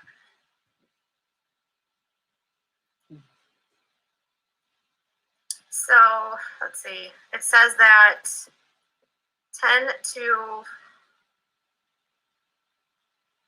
20% fail. So according to adoptivefamilies.com, it says that, let's see, sorry. Statistics indicate that about 10% of the adoptions disrupt failed between placement and finalization, and between 1 or 3% are dissolved fail after finalization because of problems that the adoptive parents are not equipped to support. So it's more common for the situations that it's more common for the disruption to happen when they're literally like in the process of adopting than it is to disrupt after the fact. Yeah, it's a little late for that, isn't it?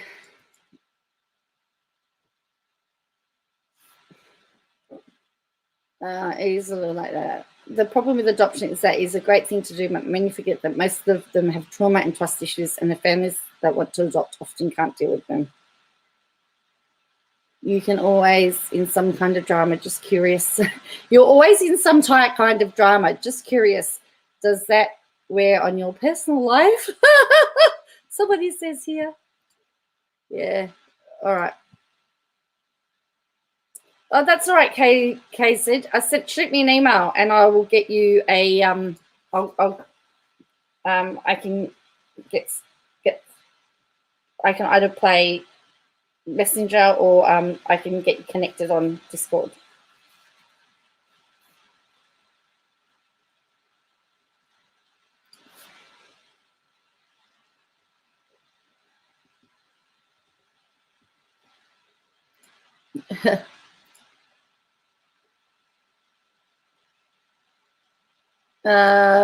I wish we could get the subs to both videos. I'd pay for someone to. I don't know. Let's have a look.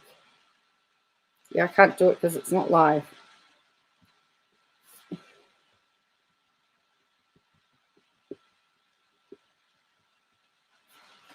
Okay. Yeah, just so my email's in the is in the section below. Birth mother's message was off. Was off. Apparently, they were just supposed to be looking after the boys, letting total strangers look after them. Yeah, it's really bizarre. So chat open. Yes, it is still open at this stage. She hasn't closed, but I think it gets closed off again because the trolls come out. It says failures are far more likely to occur in older children adoptions. Social workers estimate that the fewer than 1% of infant adoptions fail, while 30% of adoptions of teenagers fail. And if you're adopting a teenager or preteen, line up, expect psychological support for yourself and the child before homecoming. So obviously when you adopt an older kid, you are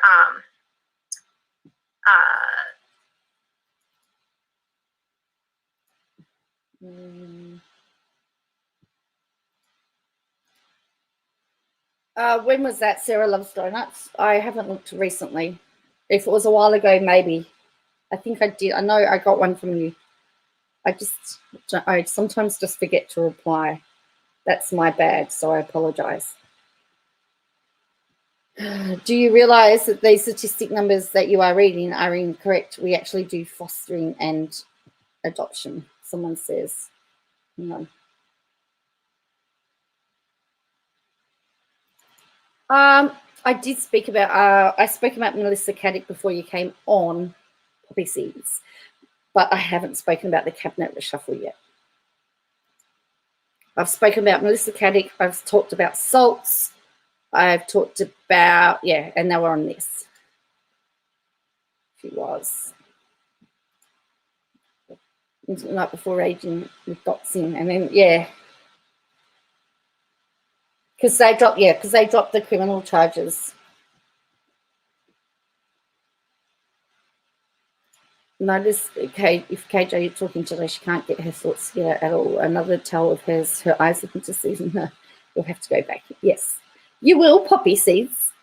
Snooze, you lose, eh? Actually, I was taking my daughter's boyfriend home. He's going for his license next month, so I won't have to do any more taxiing. And he says to me, you seem to have lots of fun on your YouTube channel. And I said, what do you mean? He goes, you're always laughing. He says, it sounds like it's a lot of fun. And I said, well, you need to watch. Yeah, so that was earlier too. She's rattled, yeah. All right. Okay, well, I'm reading right off of a website.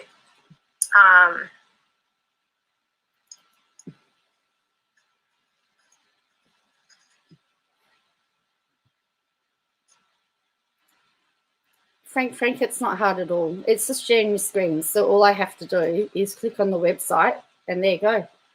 That's her Instagram.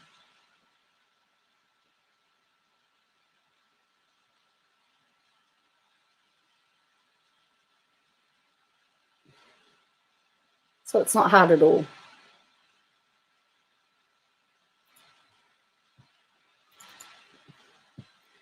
So yes, she always plays different characters depending on which social media she's on. Yes, that's correct.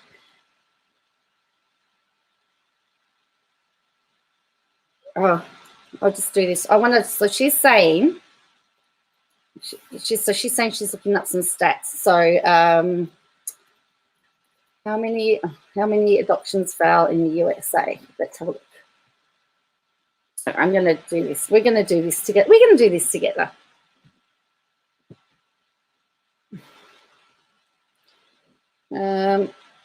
Let's look at.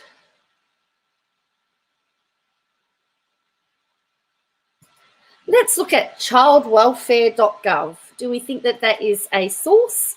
Do we think that that's a reliable source? I've got to actually have to do an annotated bibliography, which is all about this. So let's have a look.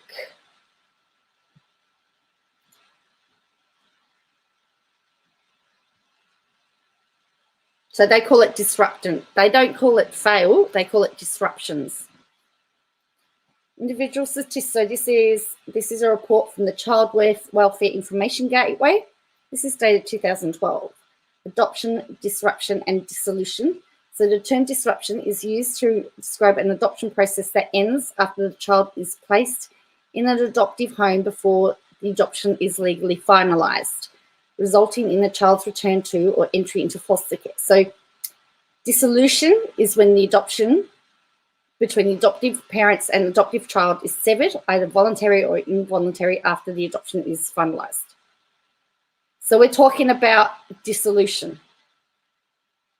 Disruption, yeah.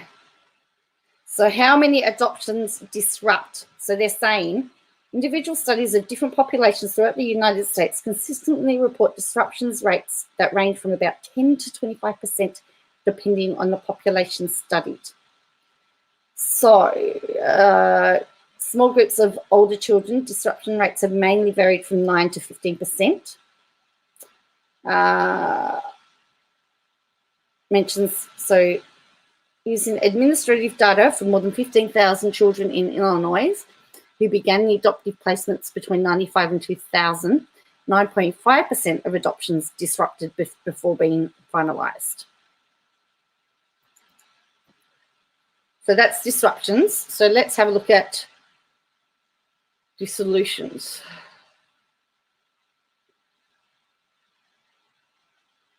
And then they've done reasons why they failed. So why do they disrupt? Child factors, older age, presence of emotional or behaviour issues, strong attachment to the birth mother, being a victim of a pre-adoptive child sexual abuse, being a new or matched parent rather than a child's foster parent, lack of social support. So that's child factors. All right, so let's look at disruption. Remembering this is 2012. Disruption, where are we? Right. Dissolutions. So dissolutions. So this is the stat that we want. So studies consistently report that only a small percentage of completed adoptions dissolve, probably between 1 and 5%.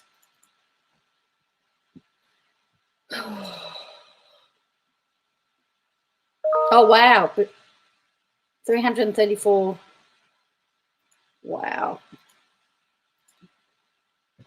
Okay, so that 4 years after adoption, about 3.3% of children adopted from public and voluntary agencies in New York were or had been foster care since adoption, In most of these situations, the adoptive parents reported the expectation that the child would return to their home again. Yes, they said that she was wrong. So, and Illinois, so why do they, here you go, why do they dissolve? The factors associated with backing have not been well examined. One study found that the rate dissolution is rare. Families who adopt children with special needs from foster care undergo enormous struggles and face serious barriers obtaining needed services. The two barriers to successful adoption most often mentioned by adoptive families were lack of information about where to go for services and the costs of services. So between 1% and 5% is what we're talking about. And then for additional child welfare. So anyway, so we're going to find out what her source is because it's quite funny. So she said between 10% or something. About Australia, about 10% dissolved. Childhood problems not equipped for support. Yeah. That sounds like the stat she's just going to take this back a bit. Line up, expect psychological support for yourself and the child before homecoming. So obviously when you adopt an older kid, you are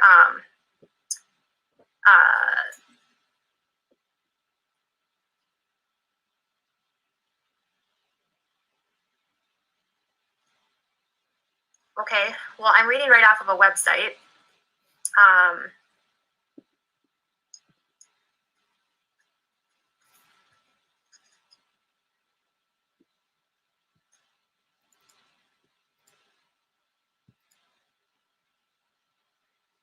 This one is from today.com. It says... She's using today.com, by the way, for her source. She's using today.com, by the way. And what am I using? Child Welfare Information Gateway. I'll tell you. And then we've got from the Department of Health and Human Services. This is from Washington. This is from the government.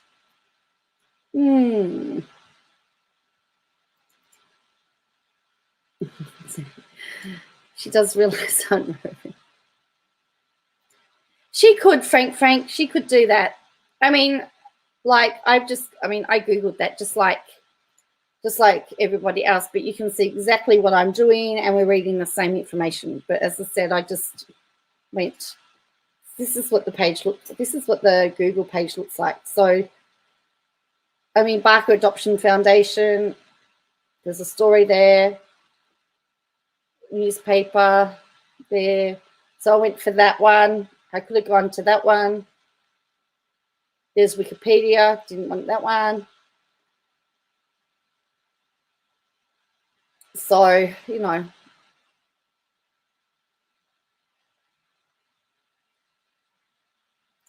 But yes, she could. She could. But so that was 2000. That one is 2018. The other one's 2012. So this one, how many? And then if you look at these, I don't even know where she got her. Oh, this is where she got it. This is where she's got her stats from. She's clicked on here. How common for children older than 3, between 10 to 16%. For teens, it may be as high as 24%. 1 in 4 adoptions. This is where she's got it from. This link right here. Where I know, based on the fact I've got an annotated bibliography, you always scroll down past all of this stuff. Because that's where the meat is. Google searches are tailored via the algorithm based on the kinds of sites you usually click through. If she gets traffic, yes, it's because of her browsing history. It's history, can't change it. So anyway, I mean, Wikipedia is all the way down there. So anyway, we're back on here. So anyway, so she used today.com, which I don't. If I was to issue that as a source from my university, it would get sent back and said try again. A 2010 study of U.S. adoption practices conducted at the University of Minnesota in Hennepin County found that between 6 to 11% of all adoptions are disrupted before they are finalized. For children older than 3, disruption rates range between 10 to 16%. For teens, it may be up as high as 24%. For 1 in 4 or 1 in. But she's talking about disruption. She's not talking about dissolution. So she's talking about the ones that don't make it to adoption. She doesn't understand what all the phrases are. Because have a listen to that. She's talking about disruption rates. Disruption, remember, we learnt was we learnt that disruption. Let me pull up the document again. Disruption was before. So remember, it was all defined here. Disruption is the use to describe an adoptive process that ends after the child is placed in an adoptive home and before the adoption is finalized, legally finalized. So that's disruption. What she needs to be giving is the dissolution rate. So if we go back to our little search and we go back to where she's gone here, and we click on her link,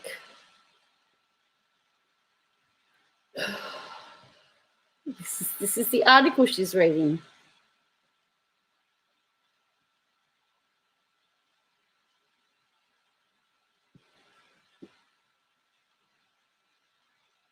Here. This is what she's saying. She's talking about disruption. She's not talking about, I don't want ads, nick off. So, because I've got an ad block on. It's not. So she's using, she's confused the term disruption with dissolution. It's not going to let me bring it up now. So she's talking about disruption, which we just defined as being before the adoption process is finalized. Dissolution is what we're talking about for failed adoption. And that is what the government owns. That's from the government's own terminology, not my terminology. If she was actually a journalist, she would have filed this stuff from a back perspective. Right, so let's have a look. Let's go again. Let's watch it again. She's talking about disrupted rate.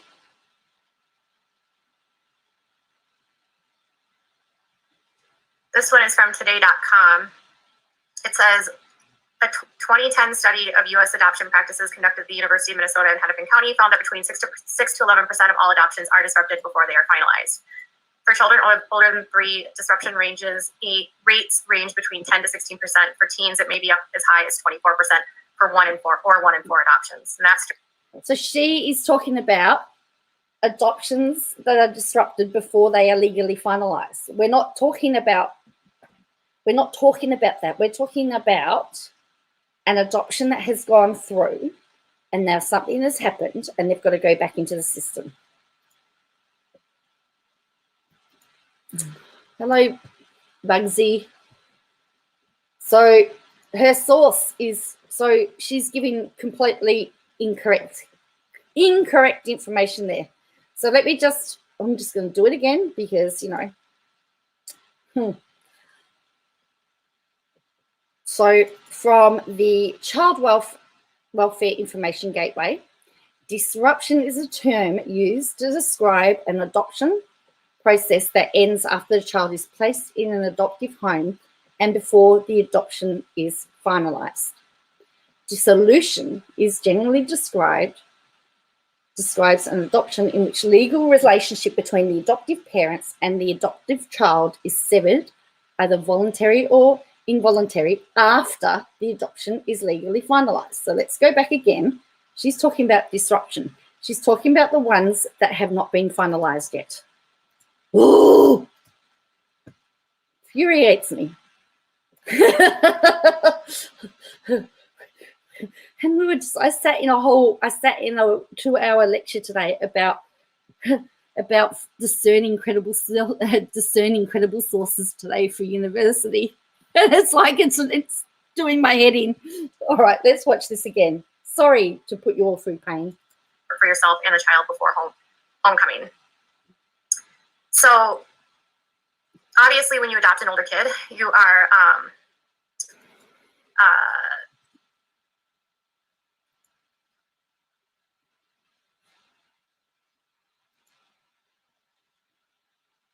okay, well, I'm reading right off of a website.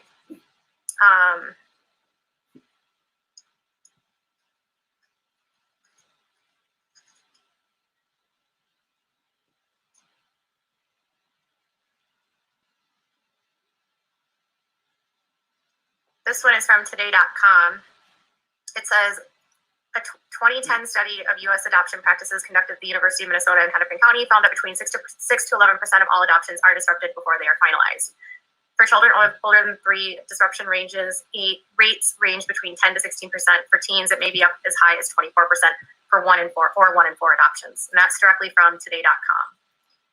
Yeah, but the information is wrong. You are talking about disruption before it is finalized. Oh. We're talking about the adoptions. So it's between 1 to 4% of adoptions result in dissolution. And you call yourself a journalist. Can't even research. So obviously that's all I can share is that's all you can share.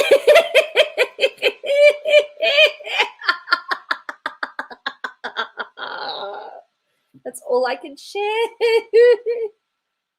Oh, hey, can anyone tell me a word for someone making you feel less small or less than, someone being superior to you? But I don't know. I can't think myself. It's just, yeah. Inadequate. No.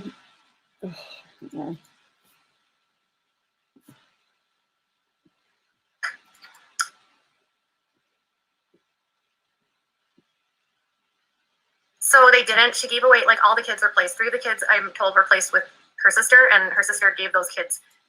Those kids were returned to her once everything got settled, and the boys were not returned. And that's a dispute between the mom, the bio mom, and the family. And I don't want to get into, like, the issues of, like, what happened there. Like, honestly, the ones that failed. Really? Oh yeah, this is the one that prior to finalization are due to birth family changing their mind, deciding to parent, or birth family going forward. The ones after finalization is what you already need. So no, these ones were for old. Right. So now someone's just called her up. Someone's just said to her she's given the wrong stats. Okay. Have a watch. I'm sorry to drag you away from the conversation. You need to watch just for 5 seconds. And the boys were not returned. And that's a dispute between the mom, the bio mom, and the family. And I don't want to get into, like, the issues of, like, what happened there. Like, honestly,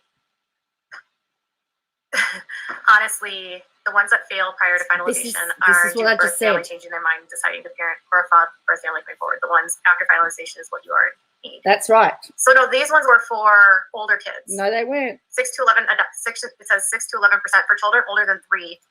Disruption rates are between 10 to 16%. Disruption rates. You don't know what you're talking about again. Whoa. Everyone repeat after me. Disruption rates. And dissolution. We're talking about 2 different things. Yet her fans are going, thank you, poor kid, good work. You tell her, I'm getting very aggro here. Disrupt. So someone's called her out for it, and she's still maintaining she's right. According to today.com. Today.com is not a credible source. How did the family manage without her? I know, just Jeanette, hey? Oh.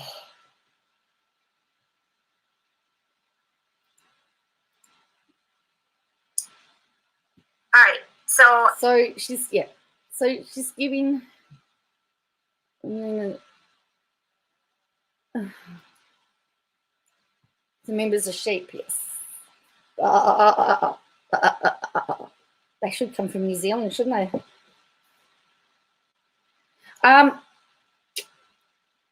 So yes, so she's giving the disruption rate, which is adoptions that end before the final paperwork, and that is a higher rate. She named a source, says Bibbly Bobbly. Yes. I'm so stressed with her. I ate a cookie and I was supposed to be invited. Oh no, sorry, totally clueless.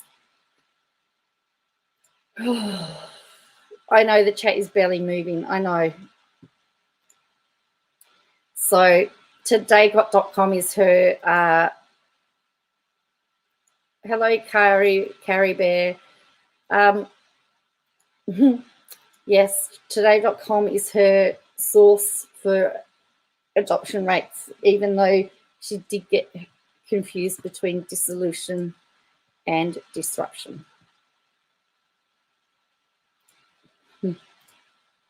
I will also link the document below. I will also put the document in the taskbar below, so that you can actually have a read of that if you would like to, because I think it's important that you have access to all the sources. Yes. Well, generally they don't fail. Yeah. The rates are so much lower. But what's really interesting is that they actually haven't really done a study as to why they failed, and I think that's scary in some ways. But it looks like it's lost. According to this report, it says lack of resources is the main reason, and the fact of finances, because So yeah, I'll link that in as well for you all. That's what I've got for today. I'm not a counselor, nope, and I'm certainly not an expert. What I am is I don't want kids to be spending a lot of time in situations like this and using Facebook to promote,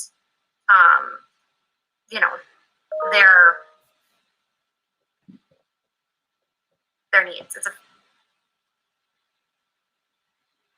So what we're going to do is, yes, there's a bunch of people that joined.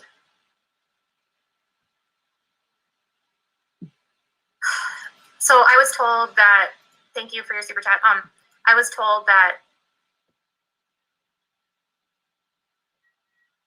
okay, first of all, I don't know about the GoFundMe or anything like that. I did not promote that, so I'm definitely not advocating for that. I was told that, I told them to contact the proper channels. And there was a social worker that was like in the comments talking about like not bypassing the proper channels, trying to get through to these people to stop fighting about what was going on. But I would say at the end of the day,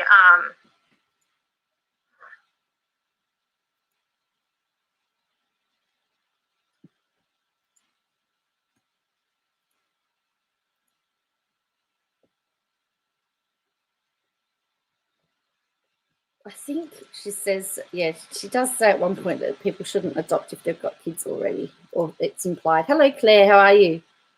Hello, Cocoa Puffs.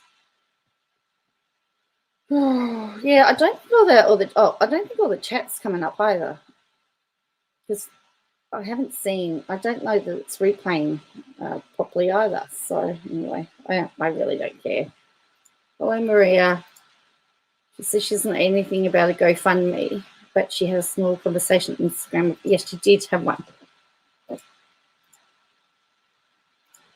All right, so let's keep going with this. 139 people in chat. Wow. Wow, hello. 139 people.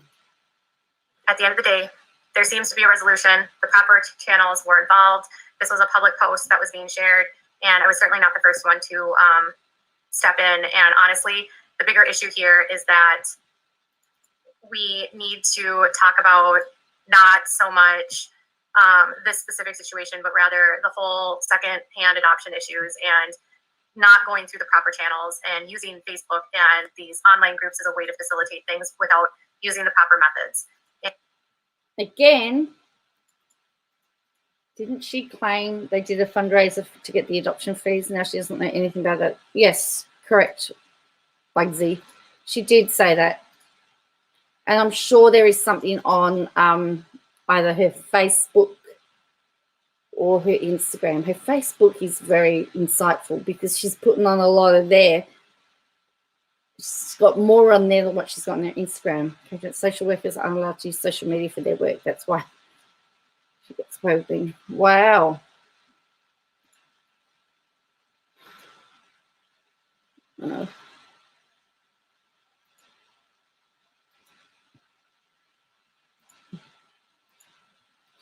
Okay.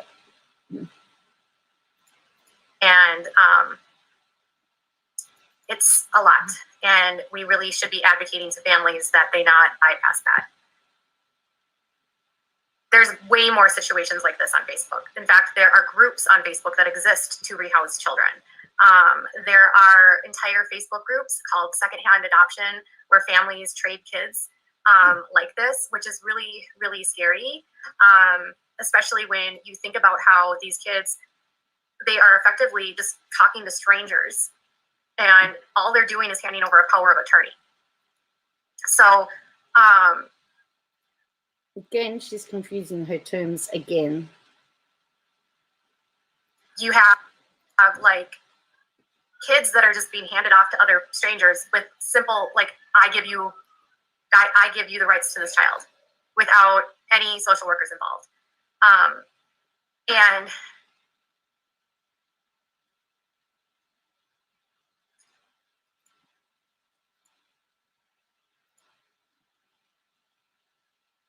so that's the bigger issue, is that we need to make sure that we are trying to advocate against that. We need federal laws to protect this. We need consistent laws across. There are federal laws, I believe. I know I've seen somebody post federal laws. There's also laws about adoption, interstate adoptions as well. Ask the country to deal with these situations. We need second chance adoptions to be using the proper channels like agencies, and an agency would be a better, even if they used an agency would be better than going onto Facebook. And yes, there are multiple Facebook groups right now that exist where they basically just are strangers posting ads and the kids have little price tags next to them. And it's like, take this kid, you know, or we need to remove this kid. And all of these people are doing this because they don't want to deal with the agencies. They don't want to deal with the oversight. They don't want to deal with CPS.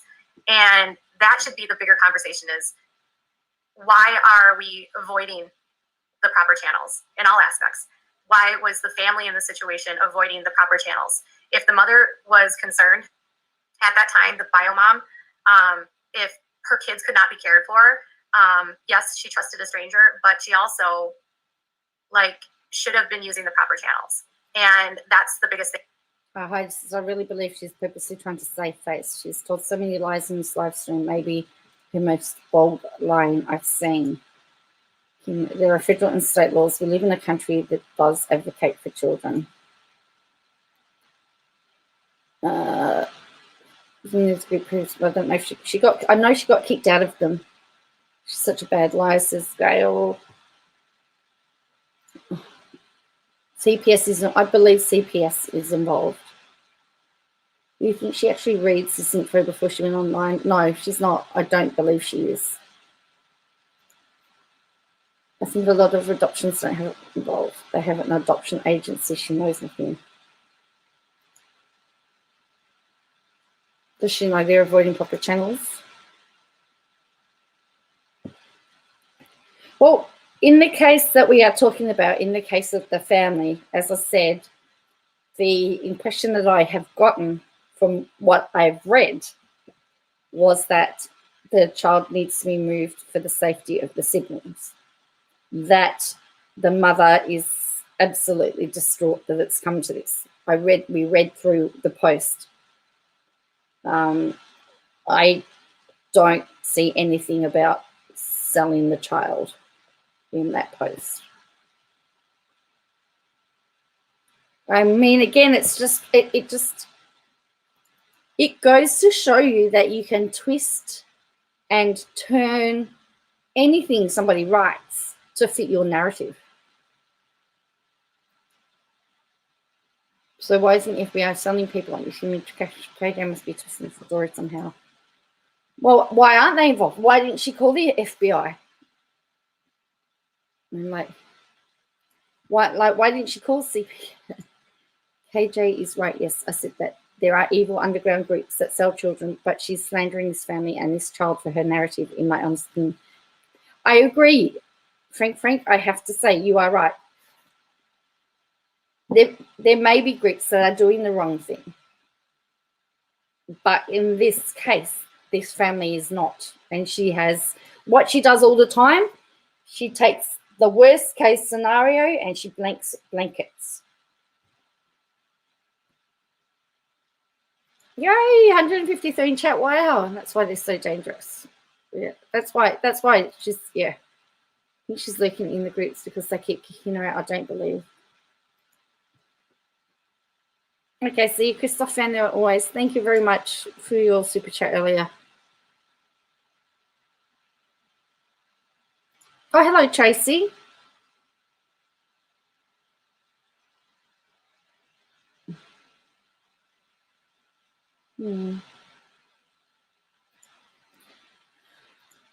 So why doesn't she file a report to authorities with evidence supplement? YouTube is not police. Correct, Laura.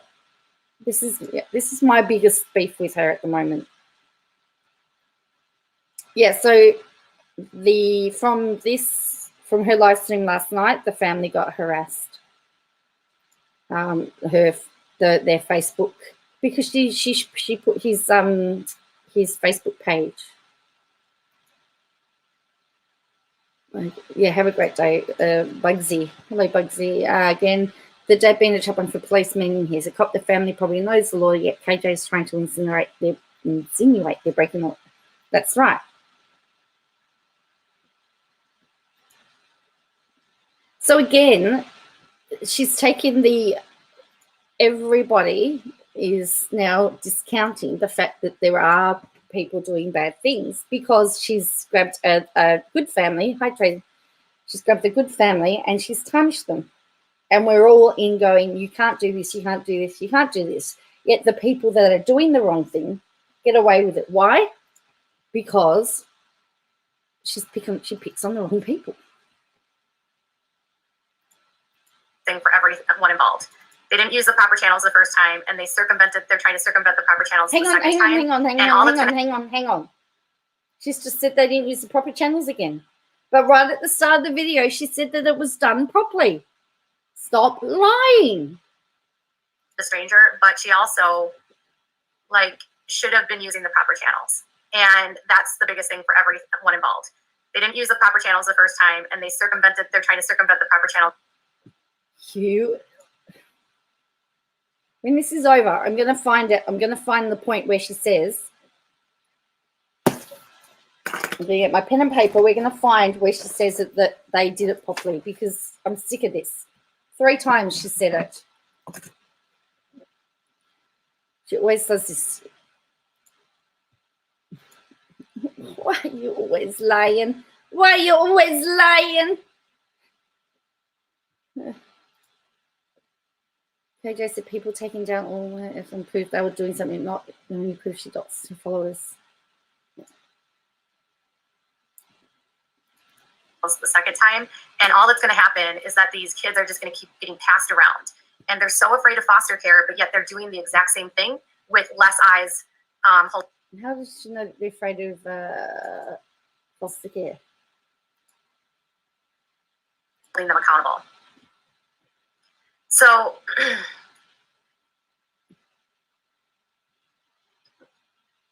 no adoptive parent is skilled to properly vet people or have them go through any sort of like testing. You know, you really do have to like, it's the same route that Micah took. And that's the reason why it's a problem, is because Micah Stauffer used the same route. She went through these groups that helped her find a family, and the kids end up getting like moved from place to place. And even though lawyers happen and they are legal, technically legal adoptions, they don't always end up with the proper services. So it's a big problem. They've done. Now she's talked about legal adoptions again. I have to say, KJ, she can be very intelligent. Katie's contradictions. It'd be a really good video. Yeah.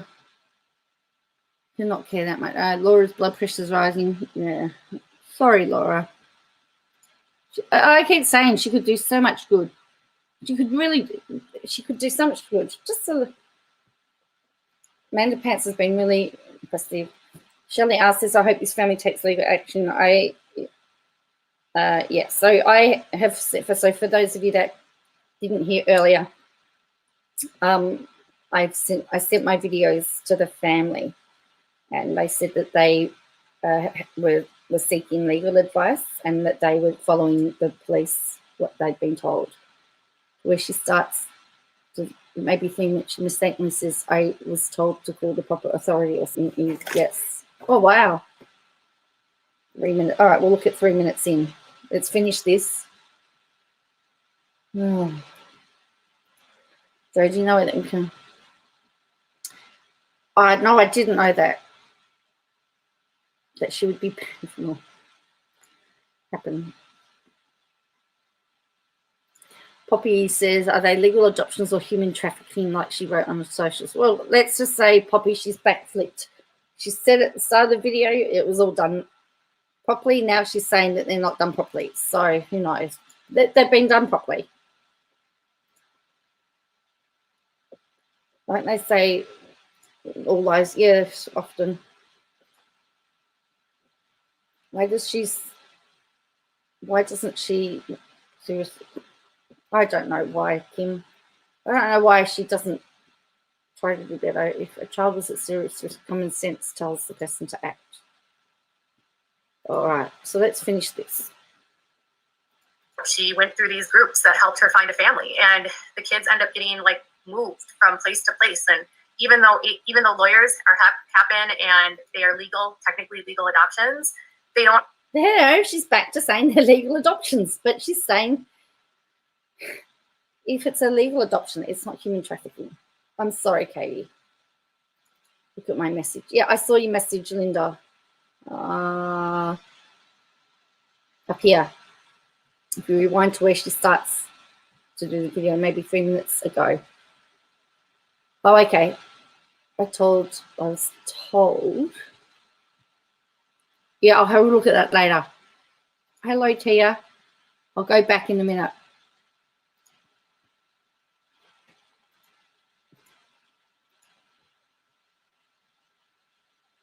About the unregulated adoption side of things. No adoptive parent is skilled to properly vet people or have them go through any sort of like testing. You know, you really do have to like, it's the same route that Micah took. And that's the reason why it's a problem, is because Micah Stauffer used the same route. She went through these groups that helped her find a family, and the kids end up getting like moved from place to place. And even though lawyers happen and they are legal, technically legal adoptions, they don't always end up with the proper services. So it's a big problem. They've done tons of. There was a huge article done about this, like 5 or 6 years ago, about the unregulated adoption side of things, and I think it was through. If you want to have an understanding, who did it? Let me tell you. Reuters. So Reuters did an entire thing, and it was called The Child Exchange, and it was called Inside America's Underground Market for Adopted Children. And this is how it's done. They market them on Facebook, and parents are handing things over with a power of attorney, and it ends up putting the kids into situations where they're placed with families that are not necessarily like the best suited. And obviously there was a legal adoption on the tail end of this, but the family had to have known by that point what was happening with this child, and they still went through with it. And now to give up at this point, it just seems really weird to me. And knowing that there was all of these issues to begin with, you just need to start to think about, like, I will put a link so that you can read about this underground market, because this is the bigger issue. And this is why families think they can do this, because it's become such an underground issue, and it's commonly done with families that are either super religious and not trusting of the government, or they are trying to hide things. Trafficking is involved in this, like serious kinds of trafficking. So we just should be very mindful. So as I've told again that they told me that they reached out to CPS this afternoon. I don't know if that's true or not, but they claim that they did file a report, and so hopefully this will be handled. But long story short,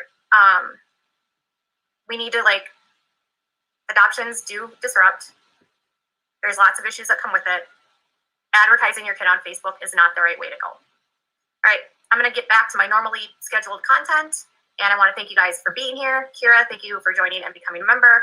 If you have any comments, questions, or concern, or have a story to share of your own, make sure you leave me some comments, and I'll be back in a little while with more. So she's again talking about disruption. So 3 minutes back, Linda. If you rewind to where she starts to do the video, like maybe 3 minutes ago, she mistakenly says, I was told to call the proper authorities, right?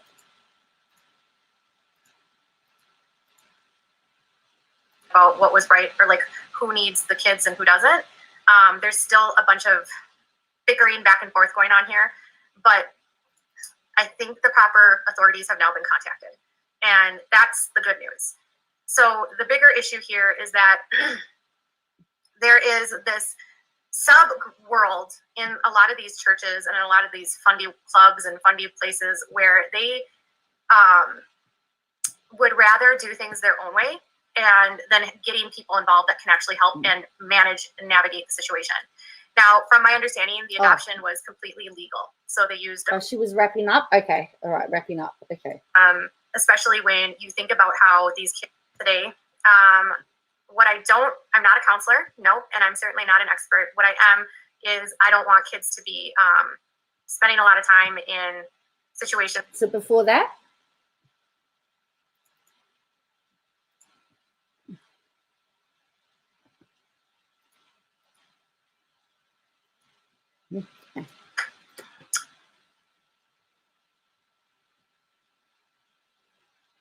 So they didn't. She gave away, like, all the kids were placed. 3 of the kids, I'm told, were placed with her sister, and her sister gave those kids were returned to her once everything got settled, and the boys were not returned. And that's a dispute between the mom, the bio mom, and the family. And I don't want to get into, like, the issues of, like, what happened there. Like, honestly, the ones that fail prior to finalization are due to birth family changing their mind, deciding to parent, or birth family going forward. The ones after finalization is what you are. There was a social worker that was, like, in the comments talking about, like, not bypassing the proper channels, trying to get through to these people to stop fighting about what was going on. But I would say at the end of the day,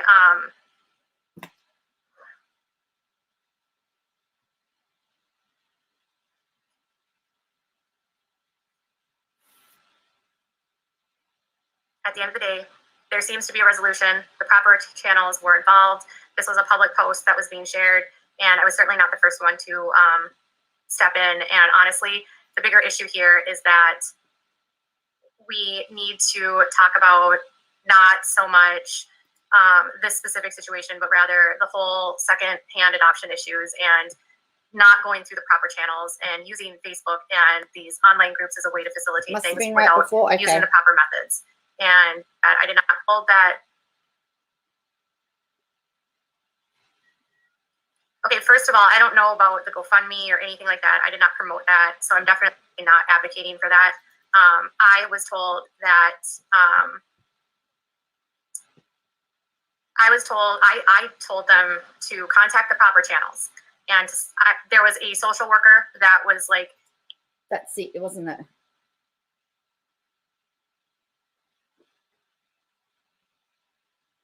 That was the part, wasn't it? I was told to put a proper room there. Oh, really? Yeah. Cool. Well, thank you, Bibbly Bobbly Boo. Lovely, Jessica. Thank you very much. Yes, there's a bunch of people that joined.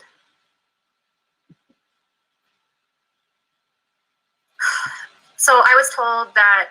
Well, that's okay. That's okay, Linda. I'm okay to, yeah, it's fine. What I've learned in the last 24 hours is that. Watch out. KJ, don't look at the camera because it's the same. Yeah. Oh, thank you. Well, thank you, everybody. So let's have a look. I'm going to pull up. Let's have a look at the Facebook post. Let's have a look at Facebook. Thank you very much for the super sticker. I love it.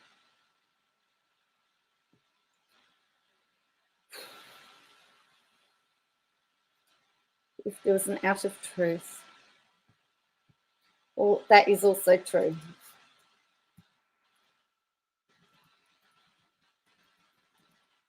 You are correct.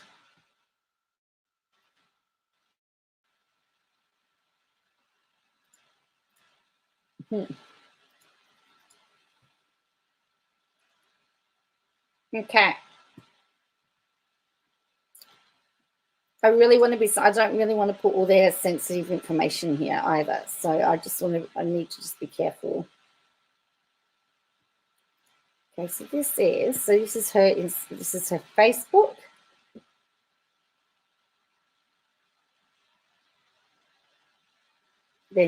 So she's got all of that on there as well. Why would you bait this like that? I like your content. It has been outstanding, but I disagree here. Jess is my favorite Duggar. Oh, Laurie, thank you. Wow. So lovely. It's Michelle Duggar post. So essentially her Facebook so that's her update.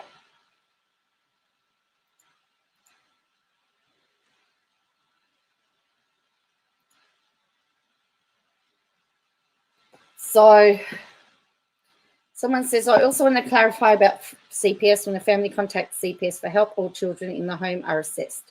The parents are labelled as having been unable to provide for a child. To have the child placed in a different home requires the parents being identified as neglectful, and this impacts all future dealings with CPS. It's not as simple to use CPS to get resources or find a different home. However, there are accredited agencies that deal with adoption disruption while getting and verifying prospective homes. It's a solution. She says they should be assessed for making the decision to bring in children and their home and continue to have kids knowing the severity of what's going on. So KJ is objecting to the fact that they can have more kids.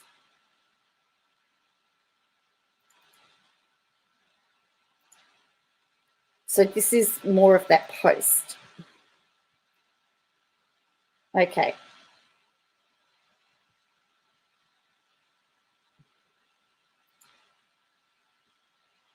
So it says, Noah's a wonderful chart. So this is more. So she's shared more of this post. So this is the story that's been shared. 5 years ago, we were a family of 7, pregnant with our 6th baby. A friend of ours asked if we would consider watching her nephews for a period of time, as they were having a bad situation. After praying about it for 10 days and every single door and in wide, we drove to Missouri and brought Noah to our home. Noah was 5 at the time and adjusted perfectly into our family. Peyton, our biological son, is 2 months older than Noah, and they became instant friends and have been ever since. After having Noah for 1 year, his birth mum asked us if we would adopt him. Of course, we said yes. He was part of our family and we loved him so much. Noah was never in the system, never in foster care. It was very tricky adopting Noah because we weren't related at all, and we didn't know much about him before he joined our family. A year after Noah came to home, we adopted him. So they did a video of that. Oops. Oh. Well, thank you, Trace. The picture says, so this is Noah. So she's redacted a whole pile of stuff. We could go on for hours, but now we feel God is moving us in a different direction, and a direction that is painful for us, but we know that this is best for him. So that what's under here is a whole pile of trauma. Though his journey we started seeing, so there's a whole pile of redacted stuff there. Noah is a wonderful child and he's very well behaved. He's kind, has a huge heart, loves Jesus and loves to memorize scripture.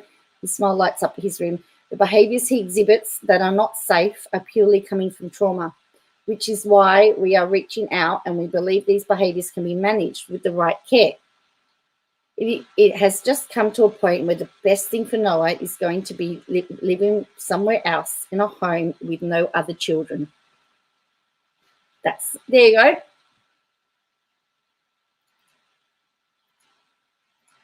We fully believe that we were placed in Noah's life for a reason, a specific reason that God had orchestrated from day one.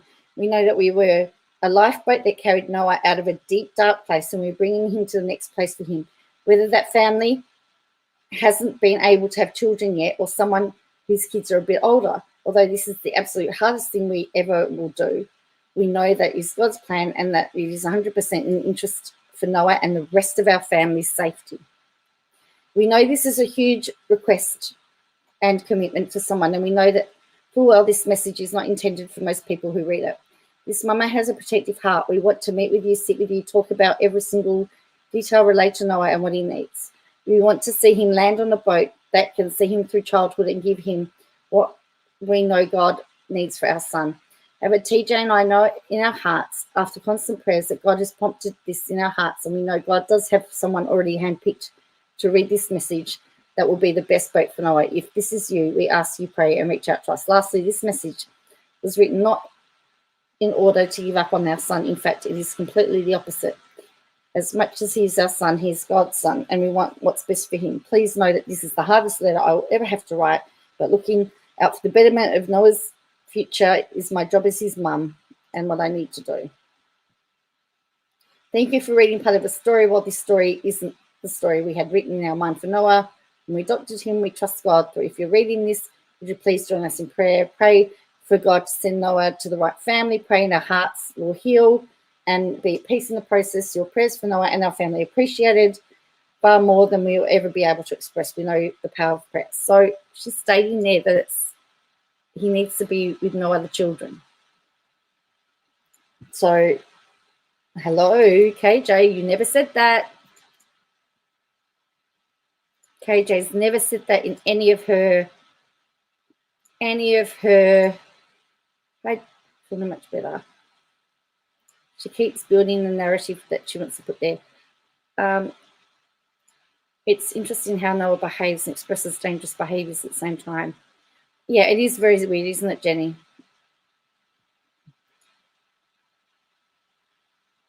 If someone is posting information that is completely confident.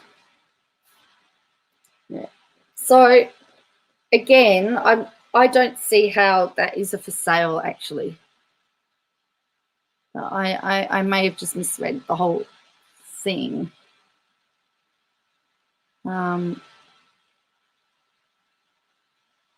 Yeah.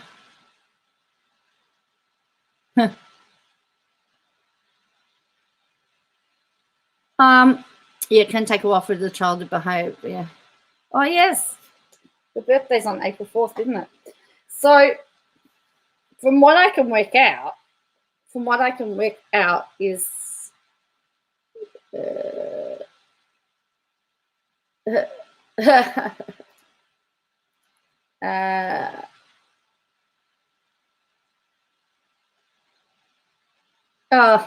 KJ takes a little info and can create incompetence.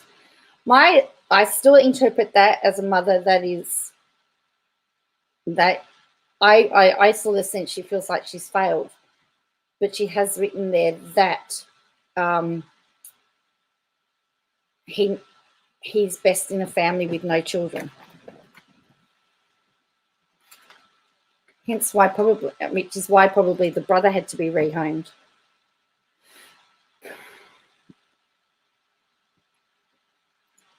Trauma is like this, you meal up, but triggered in situations she can express. You can express things. You can feel her pain. Exactly. You can absolutely feel her pain. And I don't think it was a for sale sign. I don't think she was selling the kid. I think that was I don't think that.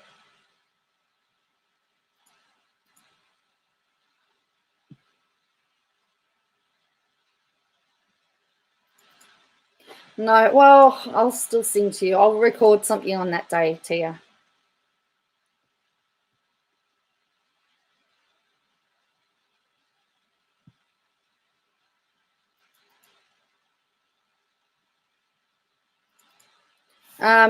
Seems to me this decision isn't the one the parents came to quickly and they want the best for child. That's my conclusion too, Bugsy.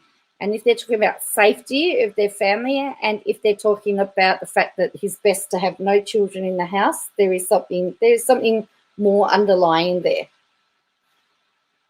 And KJ kept talking about the fact, I can sing it for you now, Tia. She keeps talking about the fact that they were strangers, and they don't seem to be strangers. They were the auntie was friends. Family will allow him to work through the trauma behaviour in safe running space. Yes, Jessica.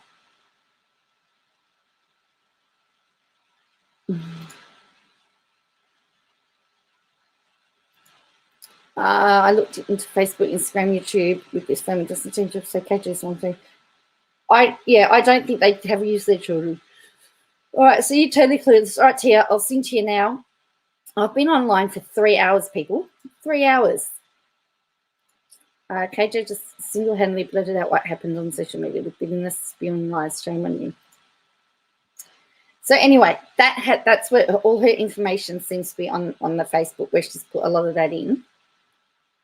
Multiple adoptees have environments is not heard of, it's in reality. So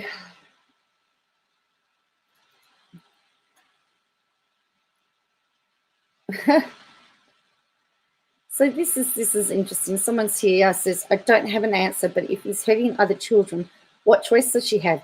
It's either adoption or Noah, possibly growing up in residential care. And she goes through the state to ensure he's not trafficked to a pedophile. She is going to the state. Idiot. Maybe she's just seeing if there is any interest at this point. I don't know. Just trying to give her the benefit of the doubt.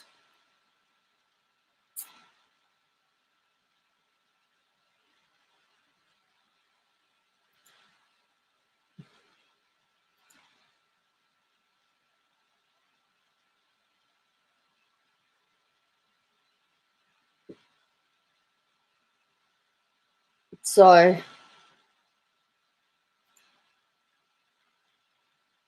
and then there's her sister wives stuff. So yeah, she's put it all on here. So everything that is on her Instagram goes onto her Facebook. Oh, that means we're going to get that rude picture. Oh, Gail missed our education. Gail, you missed KJ's birds and the bees talk. That was insightful. Let me tell you about the birds and the bees and the flowers and the trees.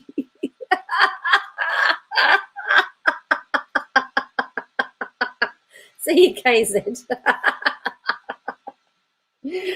Gail, you missed the birds and the bees talk. That was fascinating.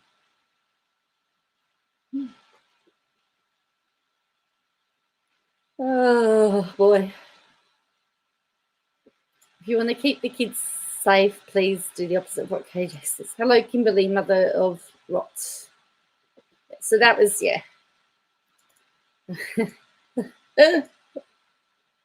Well, it has actually been a very big KJ week. It's been a very big KJ week, hasn't it? Oh.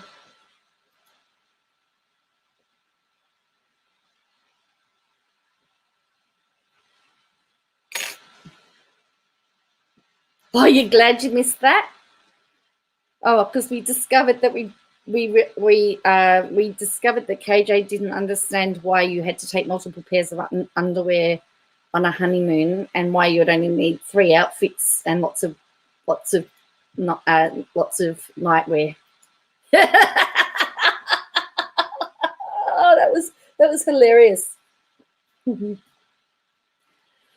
Oh boy, we did have some fun with that. Yes, that was that talk, Kimberly. Yes, you missed all of that. I call it the hymn talk.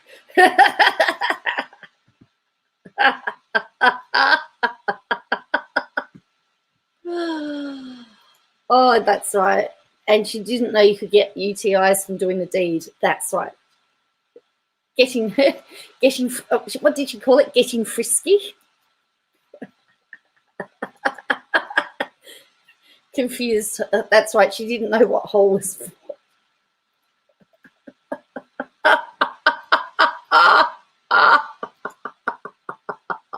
You know. Oh boy. Yeah, so yeah, we've had some fun.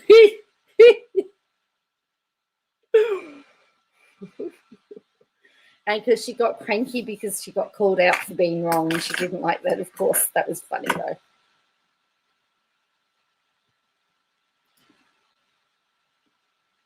She probably thinks that's how you get pink eye.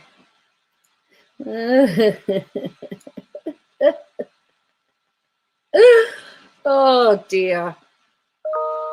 It's hilarious. Absolutely hilarious.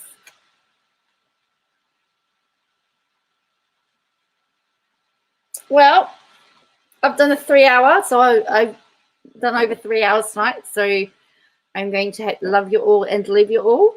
I hope you all have a good Easter. So as I said, I'll be on, but I'll be around. You'll see videos from me. However, I won't be live for a little while. So have a great Easter, and I will see you live again in about a week, unless I go live beforehand. But you never know what might just happen. I might just pop up sometime in your weirdest moment. We'll just see. But thank you to all the 149 people that are watching. If you could hit the like bucket, hit the like bucket, hit the like button on your way out. By the way, I've got 2 dislikes. So obviously KJ and Tony didn't like it. Obviously KJ didn't like being called out for giving out wrong information again. And Gail, hope you're safe during your lockdown, and that you get sorted out. So I'll see you, and we'll have a slide. We'll have a slide tonight. But yes. So look, my email's in the description box if you want to contact me. So contact me if you need to. See you, Bugsy. See you, everybody. Yes, happy Easter, happy Passover. You're drinking more because of lockdown. Yeah. Okay, and I'll catch you all soon.